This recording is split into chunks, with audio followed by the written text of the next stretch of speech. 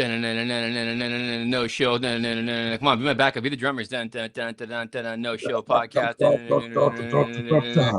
All right, guys, we're back with another I think it's the first time on the channel that we're doing the No Show podcast since last year or a year ago. Yeah, last year. So we're back. We're back at it. Back again. Welcome, guys. No Show podcast 2025. We are back.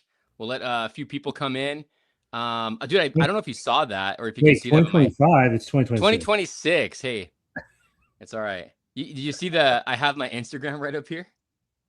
Oh, is that what that is? I think it works. I don't know. I got to build my Instagram page up, man. I can't get my stupid Instagram to grow, but I actually got a little bit back in the algorithm because I got a video that hit like 60,000. So didn't you pirate it? No, not that one. It was a clip that I put up. What's up, guys? There you go. We got people coming in. Look, we got Jody B55. We got T3 Collects. What's up, T3? How you doing? We got Chao Campi. Hopefully I said that right. Logan, what's going on? Long time no see. Marcel Karooks, YB5MD. That's like some. Oh, look. CM Brock with the super chat. Thank you, man. Wait, hold on. CM Brock, because I know he's a 1/6 guy. Are you pre-ordering the Dark Knight Returns, Superman, and Batman? We're going to talk about that in a minute, but did you pre-order those? And thank you for the super chat. Let's see who else we got here. What's up? Sorry, I can't be here. I'm going for a walk with my dog. The dog can wait. Let's see. What's up? What's up? Detali, what's going on? Encore app T3. No idea. What happened? Wait, what happened? What do you mean? I don't know. Like it doesn't work, or they went down or something. No way. What the heck? Yeah, I went to log in or post something, and it was like it doesn't work, and I'm like, what happened? Dude, so they pulled like that Megalopolis thing, except they didn't take people's money. No, because it's just like eBay and what's the other one? Whatnot. Not his speed. Wow. We'll talk about those in a minute. Wow, that's actually pretty. I remember you were pretty hard on repping them, and wasn't Mike from Mike's Toys and Stuff? Wasn't he also doing that? Yeah, he's on it. I mean, yeah, I have no idea. I need to reach out to them actually. That's crazy, guys. I have my link or QR code for Instagram. I'm trying to grow my Instagram, so if you guys can please log in there. And I haven't been posting for a couple days because I've been kind of under the weather. Actually, he's lying. That's not the link to his Instagram. It's a link to his OnlyFans. It's actually a link to my OnlyFans where you see me play with figures with my feet. 6-inch figures. And not 6-inch. Yeah. Not only that, it's where you can pre-order the new unreleased jerk-off figure. Prototype. Go get that link. So subscribe. The prototype's in a cream color. Let's see here. So I got the glow in the dark. Thoughts on the NECA horror figures? Well, I mean, me and Carlos were just talking about that yesterday.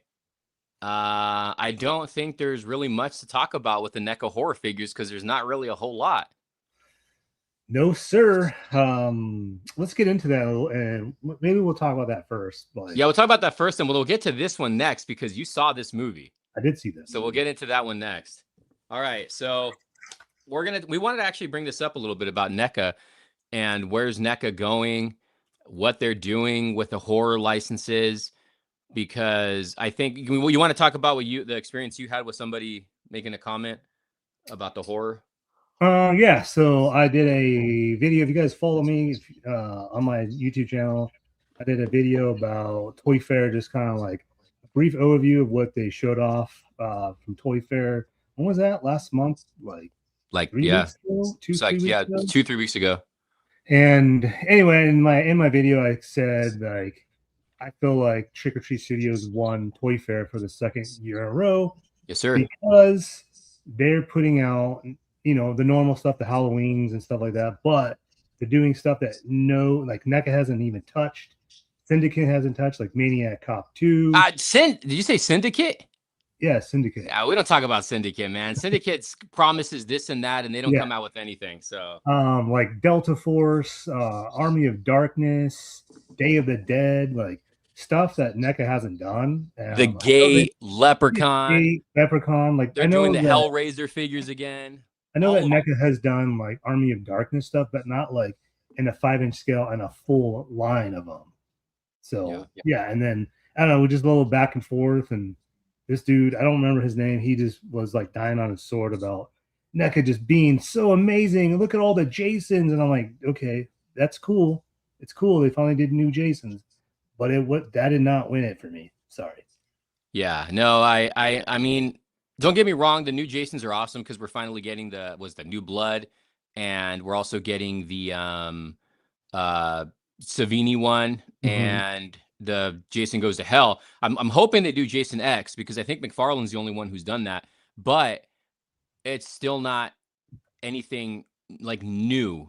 If you like want to like, and there's nothing new still. It's all like because you can technically say, well, no, they haven't re-released those figures, but I mean they're re-releasing the video game figure again for the third time, the Jason NES one. Yeah. But there's nothing new though. Like you said, like Trick or Treat Studios is giving us licenses that's, you know, no one's done. Like the Gate, like who the hell?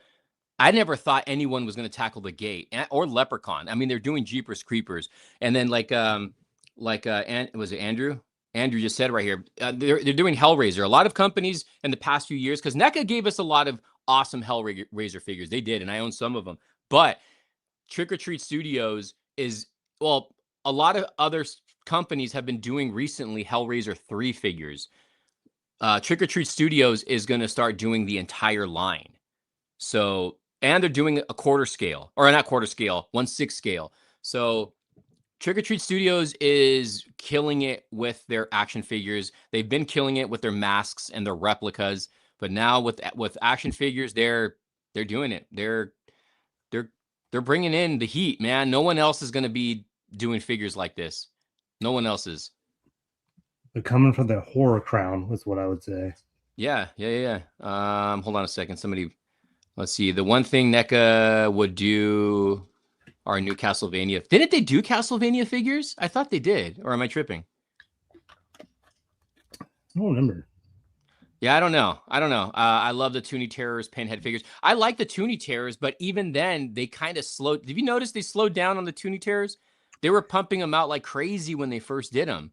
I think the last horror one I remember them doing was the Miner and what's John Carver from Thanksgiving. Those are like the only ones I remember that are new. Yeah, because like NECA is re-releasing like a lot of their Freddy figures, their Jason figures, and I guess, I mean, they did new Leatherface's ones that are like with new molds, but they're just re-releasing the same thing over and over again. They're turning into what like McFarlane and Marvel Legend does, retooling. Although NECA's better sculpting. NECA has better sculpting though, but I don't know. I think I still am excited for those NECA Jason figures. I mean, obviously the It figures I'm going to pick up. I don't know what's going on with them with the turtle stuff, but to me, Trick or Treat Studios, horror-wise, they are killing it in the horror genre, and I don't think there's going to be another company that's going to be able to catch up with them. No, I don't think so either. I mean, not right now. No, hell no. I mean, like we were talking about the other day with like horror stuff. They're doing Fortnite, Billy the Puppet. They're doing is it Texas Chainsaw Massacre Leatherface and a Jason, I think. Yeah, Michael Myers. Maybe there was a Jason. Maybe there was a Jason. I don't know. And they're just toonish looking. Like they just painted them toony, but they made Billy the Puppet like standing, which it looks awkward and weird. But where'd he go?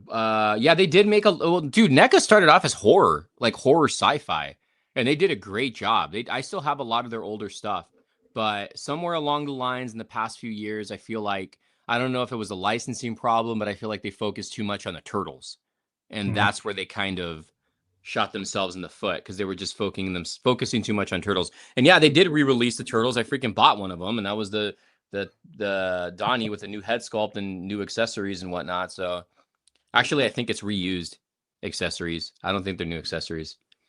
I just saw Michelangelo tonight, actually. Yeah, I'm still on the fence if I'm going to buy them all. I don't know. I might just get Raph.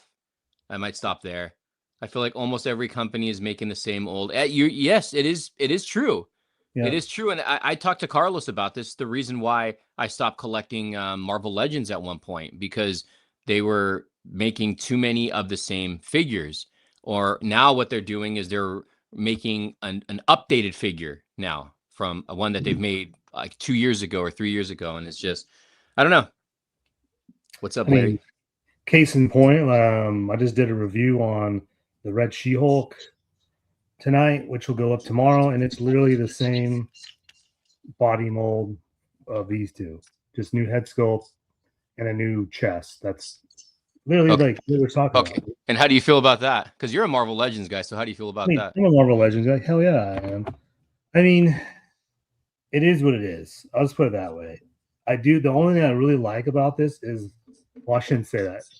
It shouldn't sound dirty, but the chest area is cool because it's a whole new pervert. Cancel him, guys. He's a pervert. He's only talking about breasts. It's a whole new piece, and it's a whole new head sculpt. So that's actually kind of cool. And she comes with an extra head sculpt, which none of the other ones do. But and we agree that this is the superior She-Hulk. Is the Iron Man one. Yeah, we were just talking about that. I think that's a great She-Hulk. But I mean, I guess the same can kind of be said with NECA with the Pennywise, because this one here is the custom I did, which now that I have the other one, which I'll take out here in a second. Hold on 1 second. In the fall. So what's up, Ghost have? So this one, see, this is the one on the right is the Welcome to Derry, and the one on the left is my custom. You can see the difference in the paint apps, but like I'm pretty sure, I don't know. I'm pretty sure they're the same. It's the same mold. It just has a few differences, but I mean, it's the same thing. They're milking it too. NECA's milking it with their It figures, because with It Chapter 2, I don't know how many, I think they gave us like 5 or 6 versions of him, and they were all the same mold, just new accessories or a new head sculpt. I mean, even that Welcome to Derry Pennywise, like people are trying to find it, and it's like you said, it's the same one, just a repaint. Yeah, and people are going to eat shit over it, and they are like, you can't fight them. It's so weird. Dude, my last toy hunt I did, I wish I would have kept recording. I went to an aisle, and I already have this one, but I was looking for the other Turtles, the other 1990 35th anniversary. And then I stopped the camera, and then a guy came, and he was like, oh my God. And he grabbed the Pennywise, him and his girlfriend was the only one there. And I was like, oh, I wish I would have got that on camera. Because he was all excited, dude. He was like, he walked like a few feet from me, and he was like, we don't have to go to any more Walmarts anymore. So he was like super excited. I mean, that it is cool though, because it is bringing new collectors into the world and into collecting, just because of the show. Literally, that's probably all he's ever seen too. Well, I'm kind of happy too that Pennywise is kind of up there again, but not over saturated, kind of like how Art the Clown is. Yeah, Art the Clown. It says it feels a little weird that NECA McDonald figures. Wait, what? It feels a little weird of NECA is McDonald figures. I told Carlos I'm actually excited for that. I grew up in the 80s and 90s, and I mean, Carlos, how many times did a McDonald's commercial pop up? Ronald McDonald. I mean, we grew up on Happy Meals that had toys in them. That's our childhood. Yeah, it was all that's our childhood. I mean, yeah. I'm gonna buy I'll probably buy the main characters. You know, I'm hoping they do the little McNugget guys too, but those commercials were freaking awesome too. They were really good commercials. Yeah, and then the fact that they're doing Sesame Street and the Muppets, like, not gonna lie, dude, I've been so tempted to buy. They look good. They look good. But it's just like, do I really need them? They don't fit my collection. It makes no sense. Well, I'm buying the freaking Nightmare Before Christmas ones because my youngest son is playing with them. Hey, that's good though. Yeah, no. It is cool. It is cool. Kathleen, you two gents are the best. Thank you. Thanks for always commenting and supporting. I'm slowing down on Marvel Legends. I'm getting Storm Arena instead. Ooh, those look good. Those look good. They do look good, but they have a lot of QC problems. I see a lot of people having issues. I haven't even opened mine yet. I still have 2 of them. I haven't even opened them yet. Did you get Sagat? I have I think I have Ken. I think I have Ken. Yeah. Yeah, everyone that's bought or gotten Sagat that I've seen, the leg breaks off and you can't put it back in. Well, a lot of them just went in stock right now. Big Bad Toy Store, link in the description down below.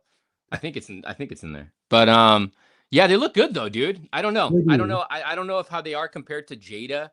Because I don't own that many Jada figures. I only own like 3.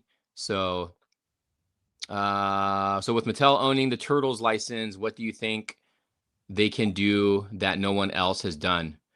Honestly, that's a good question. Honestly, I don't know. I don't like, as a Turtle fan growing up in the look, I've said this before. It's a sad day because Playmates is what popularized the Turtles.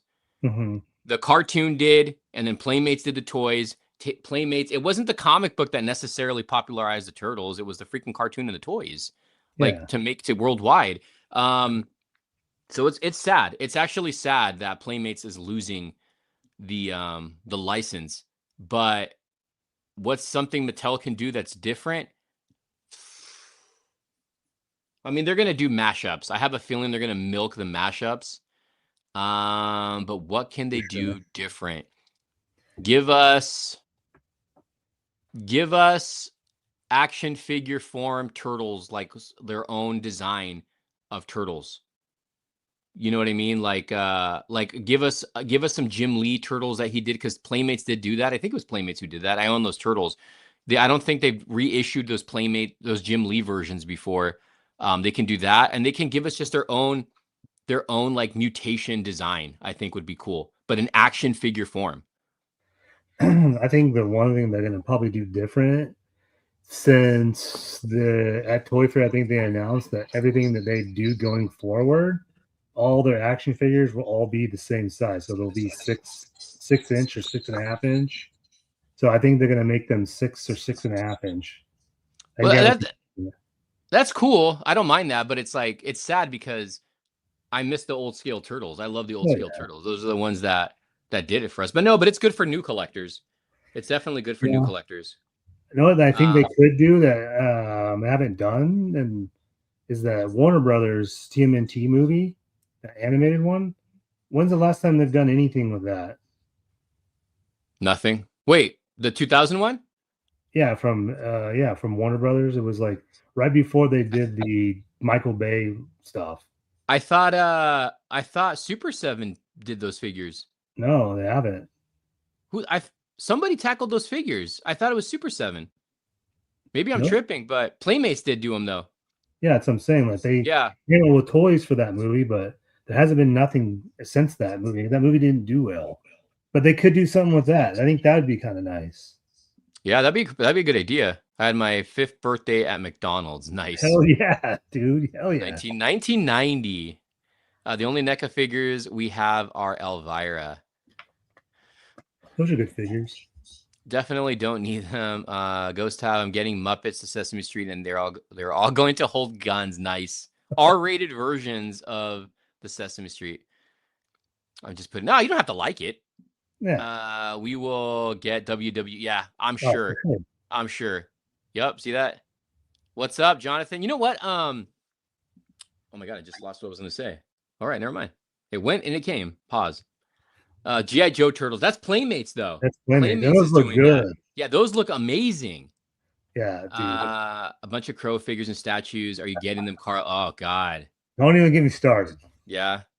Yep. I just sent him the life-size bust one that Hollywood Collectibles is doing. I said, you got to get it. I ordered the Infinite Studios. What is that? Quarter scale, right? Is it quarter scale?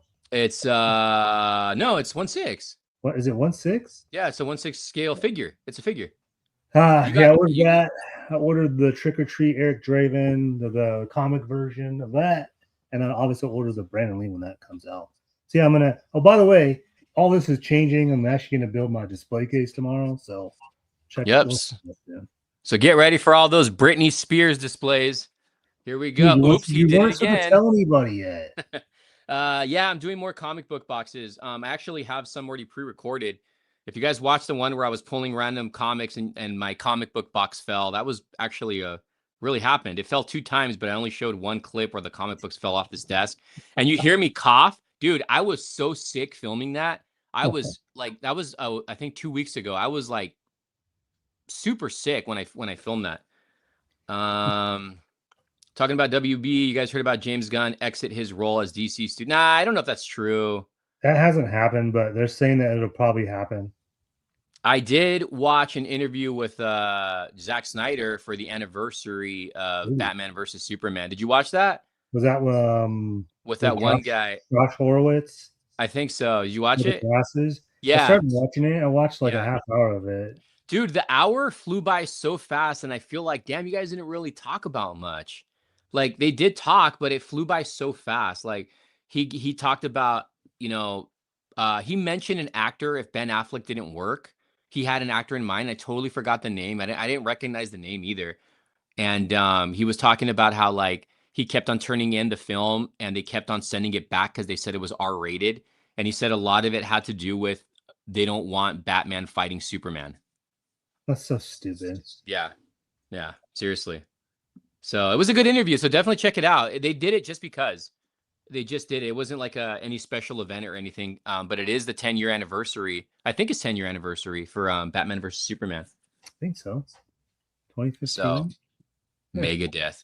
You know what? They do need to do more band. Okay. Well, I lost my train of thought. This is what it was. Does Playmates still have the license for the Power Rangers? Yes. I would like either the Power Rangers. I don't think they're doing a good job with Power Rangers, to be honest with you. No, I really don't. I think that line should either go to NECA or McFarlane for Power Rangers. I think they should go there. Hasbro already did it. I thought they did a pretty good job. And then they lost it or whatever happened. Bandai, of course, had it before, and I loved what they did. But then Hasbro took over with a Lightning collection. I did like what Super 7 did, but no one's buying Super 7. But I don't like what Playmates is doing. I would rather have like an action figure like NECA. I think NECA would make great sculpts for them. Yeah, so, I think the only thing downside to NECA is if you're going to do Power Rangers, you need to be super articulated, and they're not going to do that. No. Yeah, you're right. I mean, Playmates is not going to be super articulated. No, dude, like when I look at those Power Rangers, it reminds me of the Toy Biz Marvel superhero stuff. Just plastic. Yeah. And I get what they were trying to do. They were trying to go back to the 90s, but dude, Bandai did that throughout their run. Like, we don't need that anymore. I don't see anybody going and running and trying to find those retro figures. You can buy them. I don't know if you've looked at prices for vintage Power Ranger figures. They're freaking cheap now. Yeah, because Power Rangers has gone away. Like, there's no show. Yep. Paramount is getting WB. Yeah, we'll see. I'm not happy about that either. There you go. Dolph Lundgren poster in the back. Try it. Thanks for just completed the first 11 Jim Lee X-Men comic books. I'm trying to collect all the 1990s hologram. Nice. You know what? Right now is your perfect time to go find those because the market's down. So they shouldn't be that hard to get. I did that when I got back into collecting early on. But yeah, those hologram covers are good. Those hologram covers are good. Are you going to get the Spider-Man anniversary ones? Those were awesome. Remember those ones? They had the red cover, the blue cover, the green cover, and they went to Web of Spider-Man, Amazing Spider-Man, Spectacular. Yeah, those are awesome. The 30th anniversary.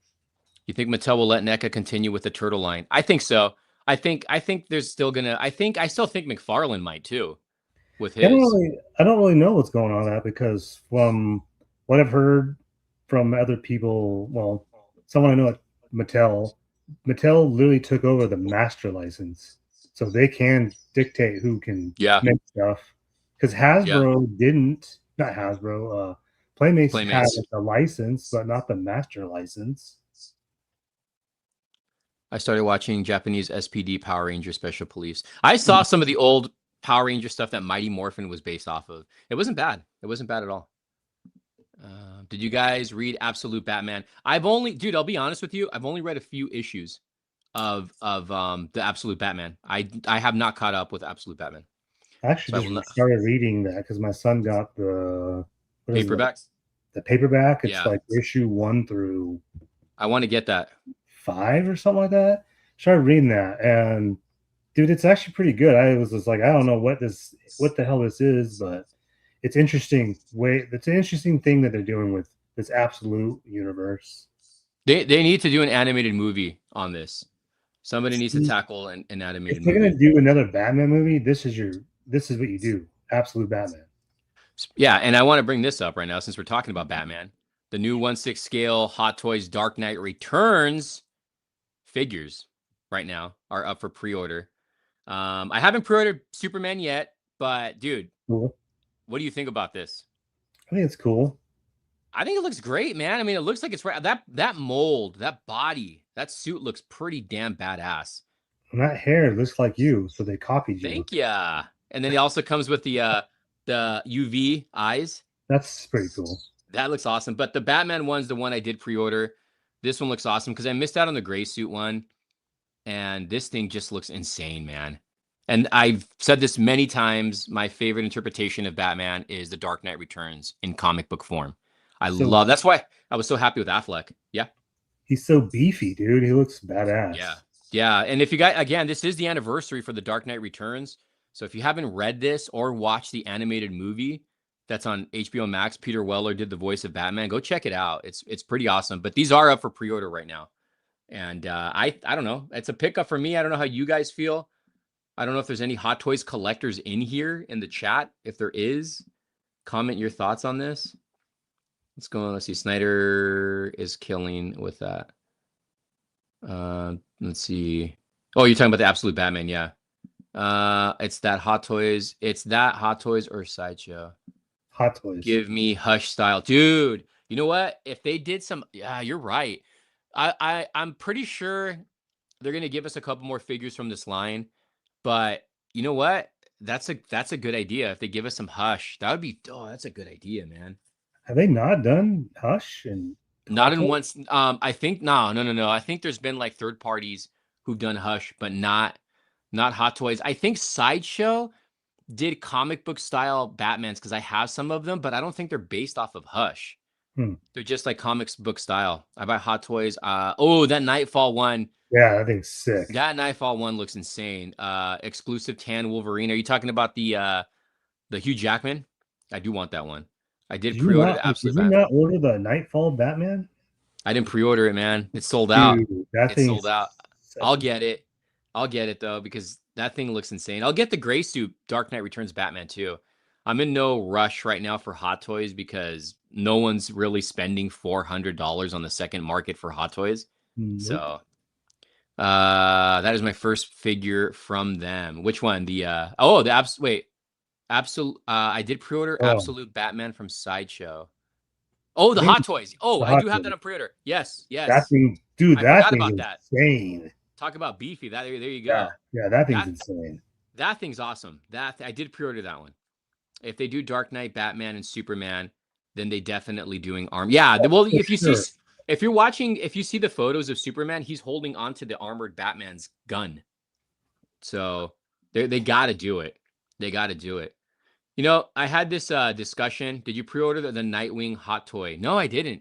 There's a Nightwing Hot Toy? Yeah, isn't it the Arkham Asylum one though? Oh, that's right. No, I'm not the craziest Arkham Asylum fan. Like I have that gauntlet, the big arm gauntlet, and I actually do have a Hot Toys Arkham Batman, but I'm not that crazy on getting stuff for that. Are you guys hyped for Spider-Man? Yes, I'm actually going to buy it. What cover am I going to get? I don't know, but I'm definitely going to buy that. I'm excited for that. The Marvel DC. Isn't that like a re-release or something? Or is that a new one? No, it's new. Is it new? Okay. Mm-hmm. And I wanted to ask this because I just thought about it. Going to Batman. What is your favorite live act? No, how would I break this down? What's your favorite live action Batman? Have we talked about that already? We've talked about this before. Okay, what about favorite Batman fight in all movies? Oh boy, that's. Can you guys comment? What's your favorite Batman fight in all the movies? We're talking the Dark Knight trilogy, the Schumacher, Burton, Matt Reeves, and Affleck. I'll tell you what was the weakest, and I don't think this is a hot take because some of you guys might agree with me on this. The Dark Knight Rises had some pretty bad fight choreography that looked pretty fake. With Bane, yeah. Yes, yeah. Mm-hmm. Affleck hands down. Yeah, Keaton is my favorite for fighting. Not for look. Yeah. Batman. Oh yes, he goes Batman versus Bane. We almost killed Superman. Batman versus Superman. Yeah, best Agree. Batman was I yeah can the 100% warehouse. agree. Do you remember? I remember when I saw I don't know if it was the final trailer. I think it was the final trailer or second to last final trailer for Batman versus Superman. And they showed that in the trailer, the fight scene. And I'm like, oh my God. I'm like, dude, we've never gotten this in real life or in live action. Batman fight versus Freeze. Oh God. hey, Freeze, the heat is on. Oh, I was waiting for someone to say that actually. Hey, Freeze, the heat is on. Dude. Oh, Oh man, I don't care what God. anybody says. That movie has some really good moments in it. It was a live action Arkham game. It was like a live action Arkham game. Yeah, you're right. I guess you're kind of right. Oh no. Oh, you're talking about yeah, it was. It definitely was. It definitely was. All right, I just wanted to bring that up. Hold on. Let's see here because I have some other topics here. Okay, before we get into another topic. Mortal Kombat trailer just dropped. 2. What did you think? They definitely made this. Well, it's just a trailer, so the movie could be terrible, it could be great. That trailer is by far way better Oof. than anything that they did with Mortal Kombat 1. The first trailer for Mortal Kombat 1 wasn't bad. No, I'm not even saying like the trailer is great, but the trailer for 2 looks better than the whole movie of Mortal Kombat 1. Oh yeah. Yeah, dude, some of the sets, or not even sets, probably green screen, but the places where they're fighting, holy crap, man, looks insane. It looks so damn good. It looks so damn good. I mean, this was definitely more serious toned, and I like how they did the slowing of the Mortal Kombat theme song on there. But I'm pretty sure this is gonna have humor in it. Of course, it's Mortal Oh yeah, Kombat. It's got to have a Charlie little bit. Cage is gonna be humorous. So, Did you do you think wait, do you think the pushback was for reshoots?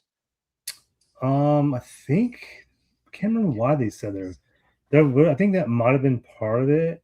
I think there was some CGI stuff they had to finish, and I mean their main reason because they don't want to compete whenever it was supposed to come out and whatever October. came out. Yeah, whatever came out at that same time, freaking bombed. So they should just put it out, but whatever. No, I think the weight's better. I think they might have tweaked a few things on it. We both have a mutual friend who got to see a screening of it and told me it was amazing and way better than the first movie. Yeah, it's kind of funny though because Funko released all the pops for that movie because they were supposed to come out. Yeah. I see the Johnny Cage one at GameStop all the time, and I don't know if I've seen them. I almost bought it, but I'm like, I don't need that stuff. Nah, dude, man, it looks so good, man. And then again, they got this. I mean, even in the first movie, all the suits look great and the costumes and everything. But damn, dude, like the sets and the Shao Kahn looks great too, man. Everything about this looks so good. It looks so good, man. I love Mortal Kombat. I have a love for Mortal Kombat. That's my favorite fighting game of all time. I remember getting Mortal Kombat 1 when it first came out, Mortal Kombat 2 when it first came out, and Mortal Kombat 3 when it first came out. And then Trilogy. That was like that's where I kind of fell off after that. But was a huge Mortal Kombat fan. Still to this day, I'll say it. The live action Mortal Kombat movie in the 90s, the best video game movie to me of all time. Do you think McFarlane's going to do the figures for the movie? I had asked our buddy about that, and we don't know yet because of licensing. Damn. I mean, they're not. I don't know. I don't feel like McFarlane's sculptors do a very good of face tech. You know, I thought the same thing too about Karl Urban, but watching him in this, it's pretty damn good. It's pretty damn good. Yeah, I'm fine for it.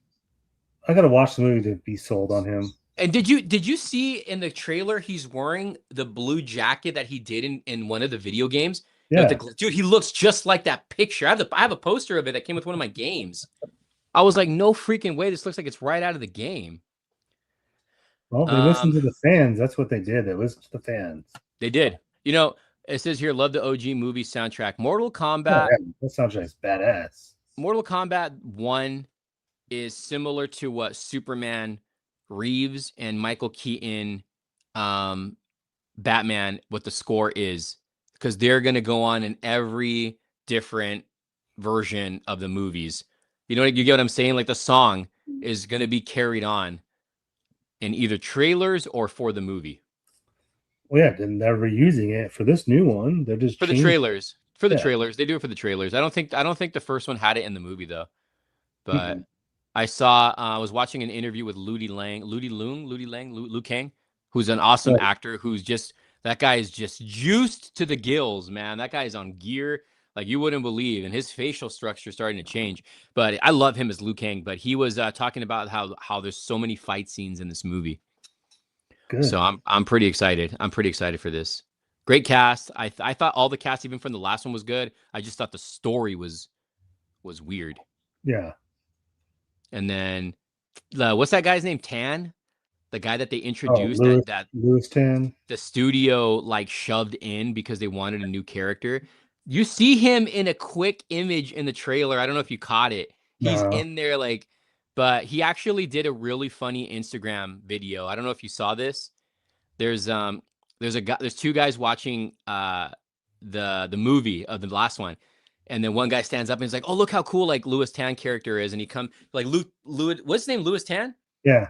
He pops in and he's like doing moves that he did in the movie. He's like, "Isn't this awesome?" But anyways, when he kept on doing that when he popped up in the scene, and the guy that was sitting there in the middle was like, he's like, "I kind of like characters that were actually in the video game." And then Louis Tan comes and whacks him with one of the sticks, dude. It's funny that he can joke about it. Oh, you know what I mean? Mortal Kombat 2 comes out in October. Forget Street Fighter, man. I'm sorry.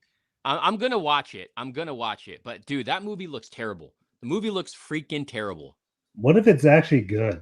Then I'm all for it if it's good. But look, it looks bad. It looks bad. None of the actors look like what they should look like. So I don't know if you guys feel the same way. You're talking about your boy 50 Cent. He does not. He looks way too old to be Balrog, man. He does. He's a boxer, though. He actually is a boxer. He looks like Mike Tyson. That guy should be in like a bio from Mike Tyson, even though, no, he can't because he's 50, but Van Damme did it better. Yeah, I don't know. I don't know how I feel about that movie.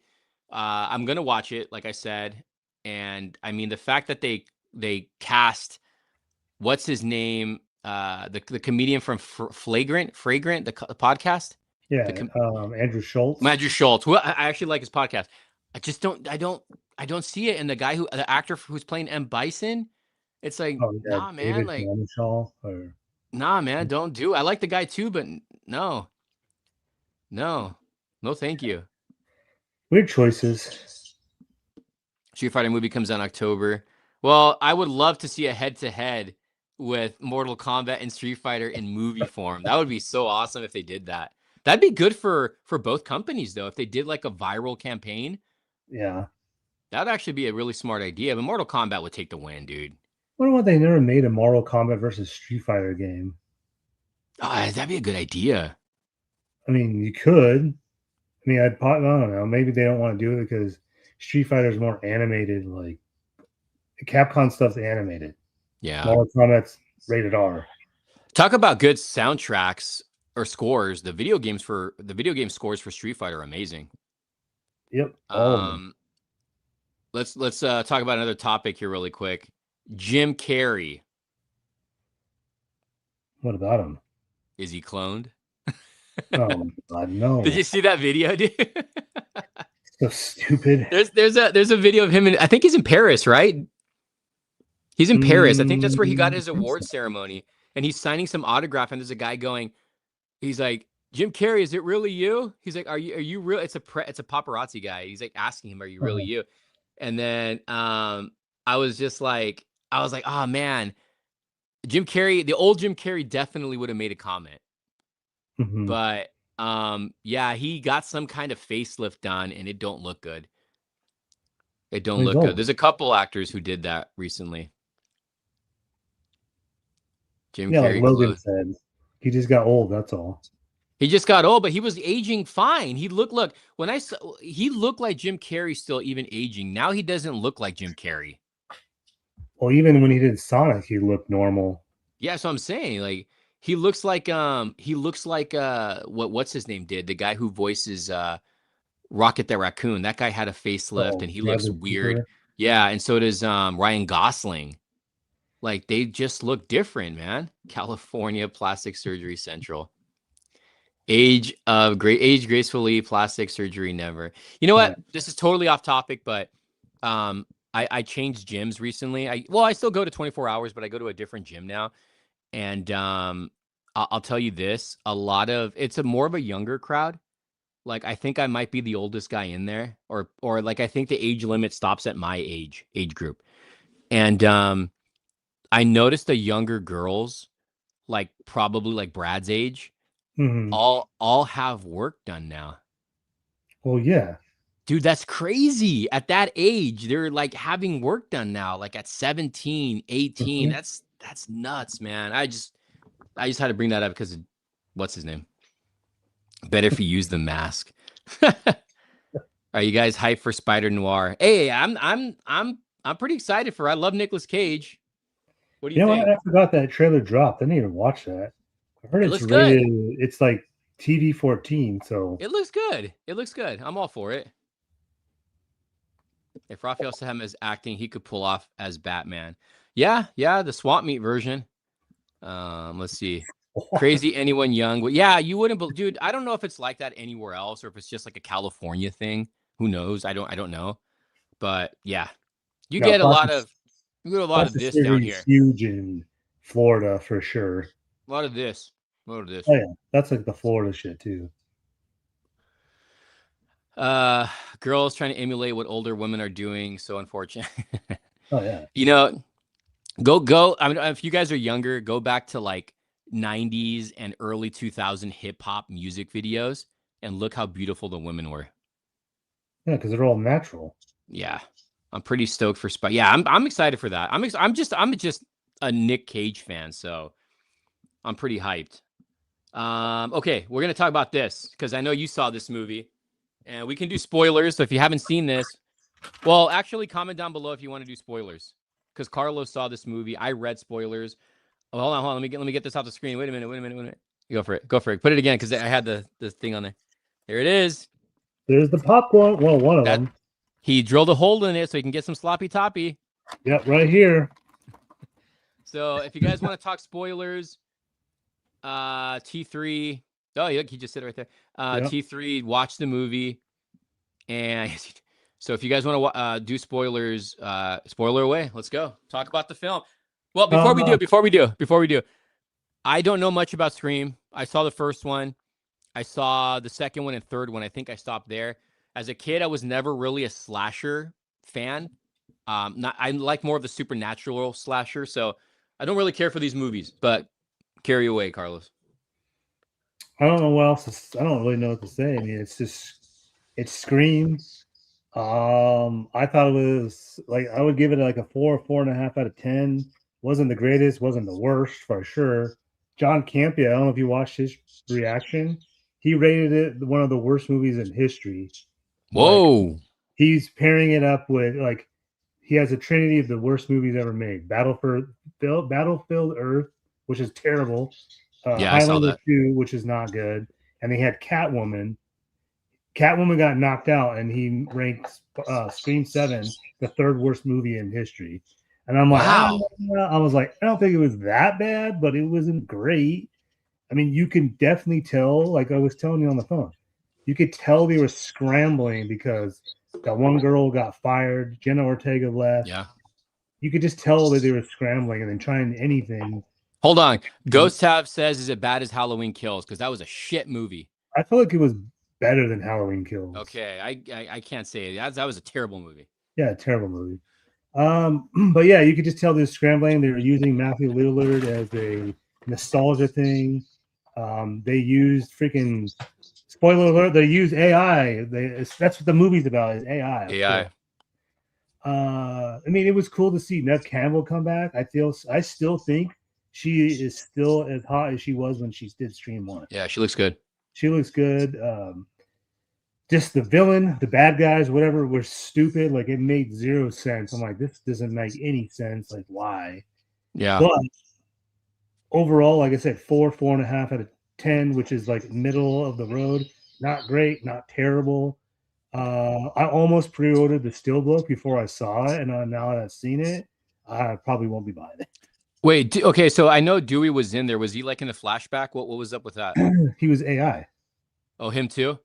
Yeah, they used actors in the past movies as AI. Yeah, because I know technically it wasn't AI; it was really them. But it was really them. But the story was AI. Yeah, yeah, because I know they were really not milking, but promoting Matthew Lillard back. Mm-hmm. And I saw the final leak trailer a week before it actually aired, and I saw a quick TV glimpse of Matthew Lillard, and I was like, in my head, I was like, that's probably all you're going to see of him was him on the TV screen, and that's what it was, right? It was an AI screen of him, wasn't it? It was literally like, he would call on the phone, whatever, and it was just him on a phone. That was it. And he woke mindset. No, it was just, I don't know what to say. It was just Scream, and it's about Sydney and her daughter, her protecting her daughter. The comedian Joe McHale. He's Sidney Prescott or Evans in the movie, husband, and it was just weird because they just don't look like a pair. And he's the police chief, and he gets his ass kicked. I was like, that kind of took me out of it. That part. They continued on from 5 and 6 with 2 characters that survived those 2 movies are in this one. They're part of Courtney Cox's little, I don't know, entourage. So that's how they're tying 7 into the last 2 movies. But overall, like, yeah, it was like a 4.5. Not terrible, not great. I still think Scream 4 was the worst out of all of them. That was the lowest rated one until this one. Yeah, which is funny because this movie's heading to about $60 million. That's crazy. I wonder if it's going to slow down though because of well, it's got positive reviews from fans for the most part. Mm-hmm. Critics absolutely hate it. Says here, when did the first Scream come out? Didn't it come out 96, 97 during somewhere around? Yeah, it was around when I Know What You Did Last Summer. That was like the slasher craze during that time. Those came out the year apart, I believe. Wow. Check out. Scream set horror back for decades, a mockery of the genre, a bunch of yippie kids being murdered by boring killer. Yeah, I mean, I don't know how good the I Know What You Did Last Summer sequel or third movie was, terrible. But this is why I never cared for these types of movies as a kid. And I'm telling you, I remember when this movie came out. I don't know if it was this one or if it was I Know What You Did Last Summer. I remember because I used to go to the theaters regularly with my parents. We used to go every Sunday. That's why I have so much love for certain genres: romantic, comedy, action. Anyways, I remember going to watch, or I Know What You Did Last Summer came out. The only reason why I was excited for it was because of soundtrack, because Korn did a song on there, Proud, which is a great album, great song. Anyways, I remember walking to the theater, and I saw popular kids from my school, and I heard them talking about I Know What You Did Last Summer. And I didn't care for it. But you know what I did watch, because I'm pretty sure they opened the same weekend. I went to go watch with my parents The Devil's Advocate. Oh yeah, with freaking Al Pacino. It's a fucking great movie. Keanu Reeves, hell yeah. But those movies never did anything for me, man. They never did anything for me. I don't know what it is. The first Scream is good. It is good, but they just don't do nothing for me. And I always forget it's a Wes Craven movie. Yeah, isn't that crazy? I always forget that. The funny thing that like you saying Scream 1 was a good movie, because at that time horror was pretty much dead. Yeah, and it reinvigorated horror at that time, and it was something completely different. And it was aimed obviously more for the teenage crowd. Because I watched it, I don't know how many times I saw that movie in the theater. Every time I went on a date, it was like, oh, I want to see Scream. I haven't seen it. I've seen that movie so many times. Well, horror is making a comeback. I don't know if you noticed that. Oh, for sure, yeah. It's been. They're gonna make a sequel. It's guaranteed, and it's probably gonna be bad, but they're gonna make a sequel. They're gonna milk it. They're gonna ruin the franchise. Like, it makes me wonder what Wes Craven thinks. I mean, I know he passed, but like, what would he think? But like I said, going back to forgetting that he directed the movie, he actually came up with 2 iconic characters. Isn't that crazy? Ghostface and Freddy Krueger. And then, so before we move on here, so last night, Seha and I were talking about Scream 7, and I even said, like, what they should do for 8 or any future Scream movies is don't give it away. Don't give it away. They should not show the killer at all. Like, just let it be a cliffhanger. Yeah, they should. And they need to start milking the killer for like 2 movies and build up. You know what I mean? Or do it like how they, like, you start thinking it's this person, it's this person. You'll never know. You'll never know until like 2 years later. So yeah, we're gonna write the script and we're gonna turn it in. Hey, what did you think? Speaking of movies like that, did you watch the Ben Affleck and Matt Damon movie on Netflix? Oh, what was that called? I forgot the name, but I thought it was a pretty decent movie. Dude, that movie should have been in the movie theater. Yeah, I think it would have flopped. It may have, but that movie was really good. I liked it. I thought it was pretty good. I thought it wasn't bad at all. It's like the movies you know what era it reminded me from? The 2005 era. Yeah. That's what it kind of reminded me of. If you want a decent movie, El Orfanto, Spanish movie, will leave you with an eerie feeling. I got to look that one up. What is this, slasher movie?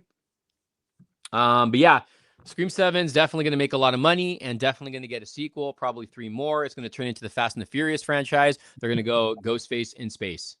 Oh God. Okay, going to a perfect. The Rip. It's called The Rip. The Rip, yeah. Speaking of, I saw the leak trailer to this. I posted it, and Instagram took it down when I posted it. This is the trailer for Scary Movie 6, which brings back the Wayans brothers because they lost the rights after the second movie. I'm a huge Wayans brothers fan. Been since I was a kid. Me and my dad used to watch the show, and this trailer, I was not really excited for because I mentioned this with Carlos. Like, some of Marlon's movies haven't been that great, but this one, the trailer itself, like, had me cracking up. And it definitely looks like it's going to be this style from the original 2 films. It definitely, they're going to tackle all these different like topics, and they're not going to hold back. They are not going to hold back. No. This looks good. This is probably right now one of the most anticipated movies for me.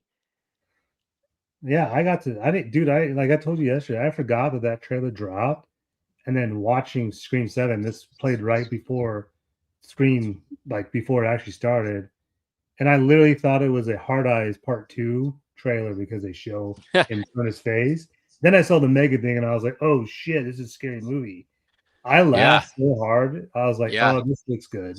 They brought the whole cast back, which is awesome, and I think the person that kept on stealing like the trailer, like as far as like little lines go, was Shawn Wayans with his gay jokes, dude. He's like, a little gay, and he's like, why only? What did he say? Half gay or a little gay? And he's like, why only a little gay or why only half gay? Dude, that shit is hilarious, bro. God.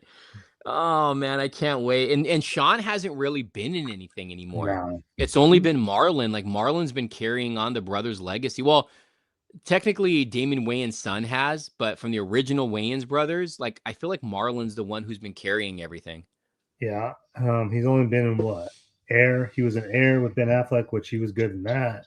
And he did Haunted House 2.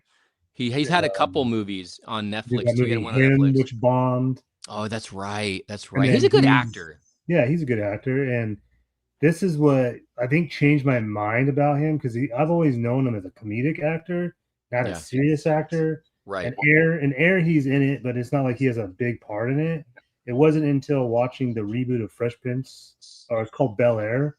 Yeah. I forgot he was in there. He plays Will's dad, and I'm like, dude, he literally was like real tears. And he said, "Yeah, I really had to dig deep in emotions and pull up something."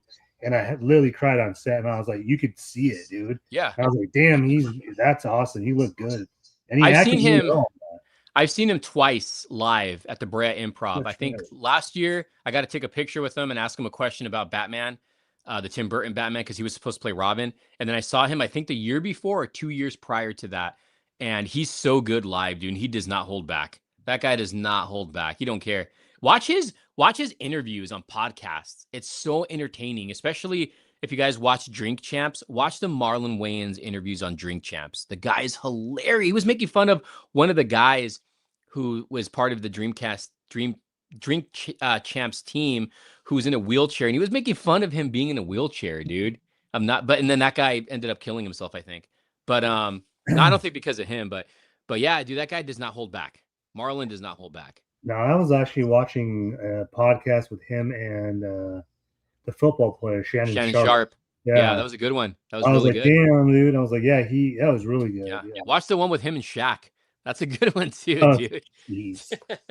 Yeah, so this movie's definitely got me excited. I mentioned to you that William Poulter, Will Poulter, because he was originally supposed to play Pennywise before Bill Skarsgård. It was a different director, and Will was supposed to play Pennywise. He's apparently making an appearance as Pennywise in this movie. So that's funny. You've seen, yes. Me and Carlos were just talking about that. And then, you know what? For being a comedian, Marlon didn't really throw a lot of good, disses back at 50. But apparently his brothers made him stop because I think it would have hurt the name. You know what I mean? But Marlon made the right move. He made the right move and just waving the flag. But now 50 is going at it with T.I. So. I did see that too, yeah. Yeah, they're going back and forth right now. And I'm a T.I. fan too, but I'm more of a 50 fan, but I do like T.I.'s music. But I just didn't care for him going comedy, man. Did not care for him going comedy. Do you think that they're doing this rap beef because rap has kind of gone away? Okay, so I kind of find it weird because G-Unit has had a beef with everybody. Ja Rule. That was one of the big ones. And then Tony Yayo and Uncle Murder are part of G-Unit. Tony Yayo is like the only longest member. And they have their own podcast. Watch it. Tony Yayo and Uncle Murder's podcast. I think it's called The Real Report. Oh my God, these guys go back and forth fighting. It's so funny. Anyways, right before the show dropped, their podcast, they run into Ja Rule in the airplane. And then it brings out like all this, like it's all like they're recording and blah, blah, blah. And it got them promo. You know what I mean? And now 50's beefing with T.I. T.I.'s dropping an album soon. Like, I'm wondering if sometimes I wonder, is this stuff planned? Yeah, isn't it weird? Yeah. Because I don't know. So the two biggest beefs in the last like 5 years have been Eminem and MGK, and then Kendrick and Drake. Yes, the Drake one was huge. That was huge. Made Kendrick Lamar like a superstar even more than he is, like super noticeable. But now we have this going on. But it's just crazy to me that when rap is kind of in the down period, then these beefs start happening. You know, the MGK one, because I actually like MGK. I bought his first album. The first album he did, dude. I know they say like Eminem made MGK go pop. I don't care for his pop stuff. He did do a good song called "I'm Not Okay" with Youngblood and Travis Barker. Freaking amazing song. But MGK's first album and some songs that didn't get released. Such a great rapper, dude. He's such a great rapper. But I feel like his diss song was better than Eminem, and I'm a big Eminem fan. But Eminem is definitely the better artist, better rapper. So let me ask you, do you think that Eminem is GOATed or the GOAT now? Of all time? Yeah. He's if I had to pick a top 5, I don't know if I've ever talked about my top 5 rappers. No. So okay, so for you guys who know me, I grew up with rock, right? Korn's my favorite band of all time. I got into R&B slowly. I grew up with hip hop because of my aunts. But I listened to rock. I transitioned from rock to R&B. I still listen to R&B. I love R&B. And then that got me into hip hop. I started off with hip hop. My first album I bought was I think it was a Fabulous album think it was his first album, and then a Mobb Deep album. And then I went to Tupac. And then oh, nope, I take it back. I think Eminem might have been the first real hip hop artist I started listening to with him and Dr. Dre. And then it went to those other albums, and then I got into G-Unit and all of them. So my hip hop top 5 is probably going to be different to what like everybody would probably pick. I don't know. You guys let me know in the comments right here who's your top 5 of all time. But my top 5 is going to be Eminem, not in order. Eminem's in there. Eminem's in the top 5. And I'm going based off of artists that I like. Okay. So Eminem's in there. I got to give it to 50 Cent because I do not only musically, but that what he's been accomplishing. You know what I mean? And the guy's a smart guy. 50 Cent, Tupac is definitely one of them. So I said Eminem, Tupac, 50 Cent. The other two, I don't know. I don't know because I do like Ice Cube a lot, but you're a Diddy fan. No. I like him for other reasons. I don't know. So I'm lost on the other two because I don't know if I have another two. I do prefer Tupac over Biggie. I don't know. I don't know who my other two would be, to be honest with you. Do you have a top 5? Yeah. Nelly. No, Jelly Roll. No, not Jelly Roll. I thought I said Nelly. I was like, I do like Nelly, and I do like T.I. But that's the thing is, I feel like Nelly went too pop too early. He did go. When I think of Nelly, I think about his first 3 albums, and that's it. Yeah. For me, I mean, it's Tupac because I grew up on Tupac. Trying to think, what was it? Beastie Boys. Gotta have them. Obviously Eminem, and then now that's 3. Now it's hard because I listen to mostly like punk music and rock music and metal and screamo stuff. So if I was going to pick artists now, it definitely would have to be. I would have to put Kendrick in there now, and I listen to Logic a lot. So yeah, I remember you telling me you're a fan of him. Those are probably my top 5, and then honorable mention would be NF. I know a lot of people either hate him or love him. MF Doom? No, not MF. I like MF. NF. He's Vanilla Ice. A white rapper that everyone basically calls him the white Christian Eminem, which he's not. I mean, I don't know. He's a Christian guy but doesn't have Christian stuff, I guess. All his shit's super dark, so I don't know. But yeah, that'd be mine. See, DMX. DMX, I could say him, but he's not my top 5. Snoop's not my top 5. I can remember some of the first hip hop albums I bought, and one of them was DMX. And the album that I bought from DMX was it had the song "If You Want It, You Got It, Come and Get It." DMX. You know what I'm talking about? I forgot the name of that one. It's like, "If you want it, you got it, come and get it." He's using the Deadpool movie. Oh yeah, that's right. That's right. It's like, "What you really want." I think that's how it goes. Yeah, but I don't think there was a bigger phase for me when it came to hip hop than the G-Unit era and Eminem, the Shady Aftermath. Oh God, man, that was amazing era for me for hip hop. I felt like I don't think there's ever gonna be a 50 Cent movement like there was. I don't think there's ever gonna be a movement like that again. I think I'm trying to think my first ever like rap album that I ever bought. This is gonna make you laugh. So my first ever rap album I ever bought was Snow because Informer was huge. You remember Snow? Yeah, Informer. By who? Snow. His name's Snow. Oh, no, I don't, it sounds familiar. Yeah, that was the first album I ever bought. No, I don't. You have to look it up, and you'll be like, "Oh yeah." That was your first hip hop album you bought? Yeah, when I was younger, that was the first one I ever bought. I don't know. I think, and then it was like CNC Music Factory, but I wouldn't really consider that rap. That's like pop music, huh? Informer. I do remember some of the phases I had though on certain artists. Like T.I. is one of them, Nelly's one of them, Fabulous is one of them, Mobb Deep is one of them. Tupac I still listen to.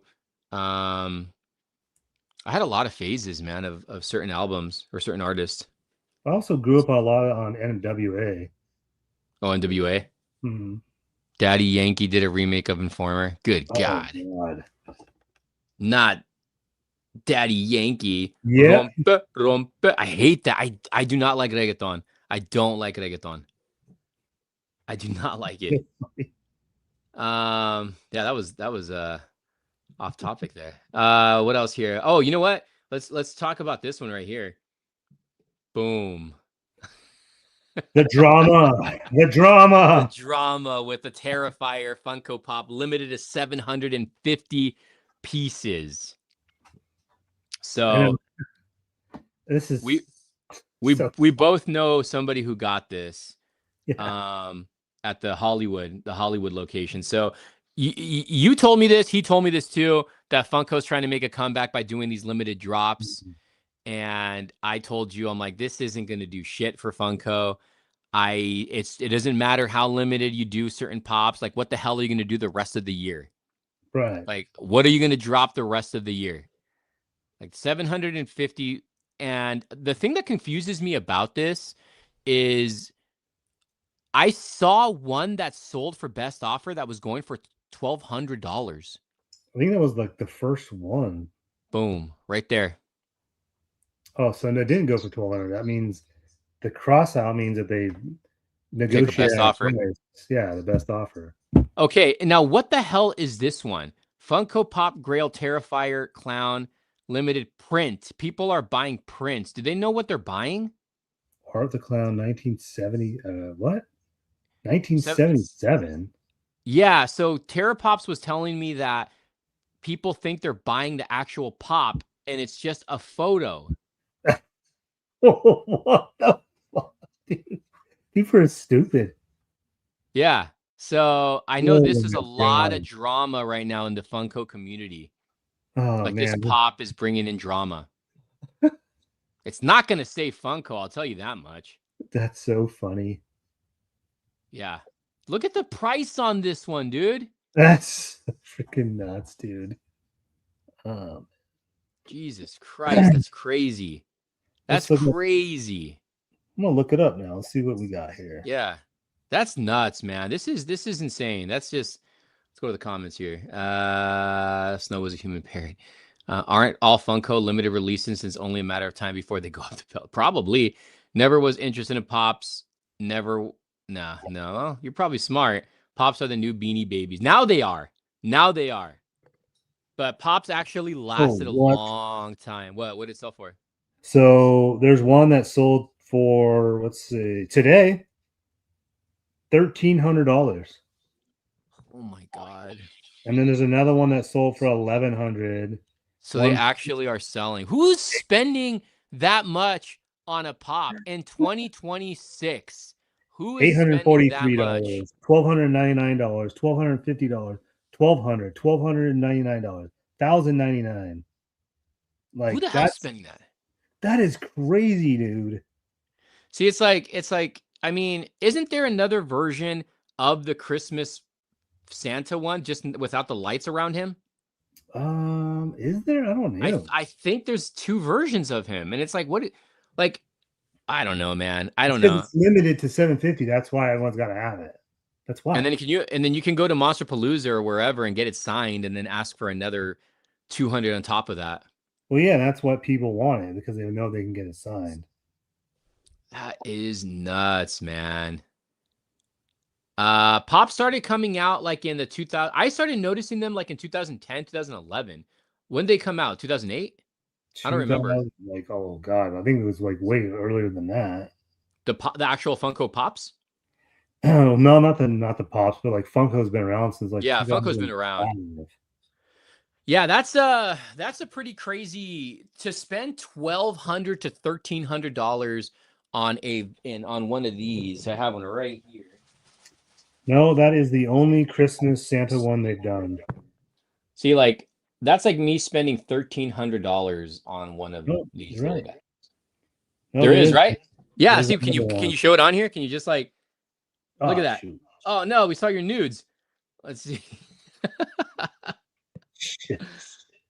Okay, see, it's the same. It's almost as okay. Leave that up there. See, you see the pop that he's showing to everybody. Take a look. So there's that one, and then this is the difference. Put it, yeah. Look at that. That is crazy. And they're completely different. Yeah, but you can customize it for $20. It's trending for $32. The other one. That's what it is. Because it's limited edition. That's why that people want it. What's the most you ever spent on a pop? Do you know? $15. Okay, the most I ever spent on a pop, I think, might have been my 10-inch or 9-inch Batman chase. This is like in 2019, and it's a 10-inch pop for on the second market. That's the most I ever spent on a pop. If we're talking about the 18-inch ones, I spent like $90 on that. But for like on the second market, that's probably the most expensive pop I ever paid. So wait, are you talking about like that I've bought for myself personally, or for like when my son was collecting? In general, what's the most you ever spent on a pop? Oh, well, for a second market price, not for like the second 18-inch market ones. Yeah, no, not for like the 18-inch. I've never bought anything off the second market. I've bought them because I found them at retail. See, I'll bring it out right now. So this is the one. I'll take it back. I didn't even buy this. My dad bought it for me for my birthday. This is a chase of the old Funko. So this is a deluxe one. So my dad bought this with the box. So technically he spent it. He spent the money. We got it. I think it was 90 or 80. We got the guy to go down to 70. And this is probably the most, I think. Well, I didn't buy it, so I don't know. I don't know what the most I ever spent. Maybe $50-$60 is the most I spent on a pop. I have the box for it.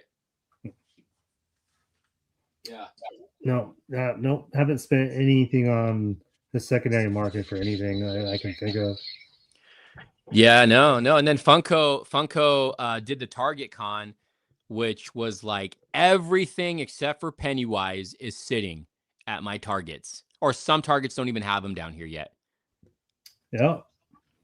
So mine is coming Monday. That's when mine's coming in. It's not coming. It's gonna get lost. I hope not. But it's just crazy, dude. What's going on? Like what the Funko that people are spending this much money on, man. It's like $1,200 to $1,300. I mean, for a pop, like if it was like a statue or something, or like a really detailed type of action figure, but not like a little vinyl, dude. It's $1,200 for something like this, dude. And they're gonna probably end up selling it back like a year later. They're gonna end up selling it cheaper. That's crazy. What if they came out with a limited edition 750 piece Pennywise? Oh, dude, I would haggle the hell out of it till I got it to a price I wanted. But there's I want some of the NFT Pennywises when they first came out. They were going for $300 a piece. Now, if you go like on OfferUp, people are asking $50 to $60 on them. Yeah, because they're not worth anything. They're not worth it anymore. Yeah, no, dude. I still want the Conan O'Brien Funko Pennywise. I never got that one. So it's like, that was like $120 figure at one point. No idea what it's going for right now. You look it up. Never got into pop. Let's see. Tricking on pops is crazy work. They're cool though. I like some of the pops, but I feel like Funko shot themselves in the foot.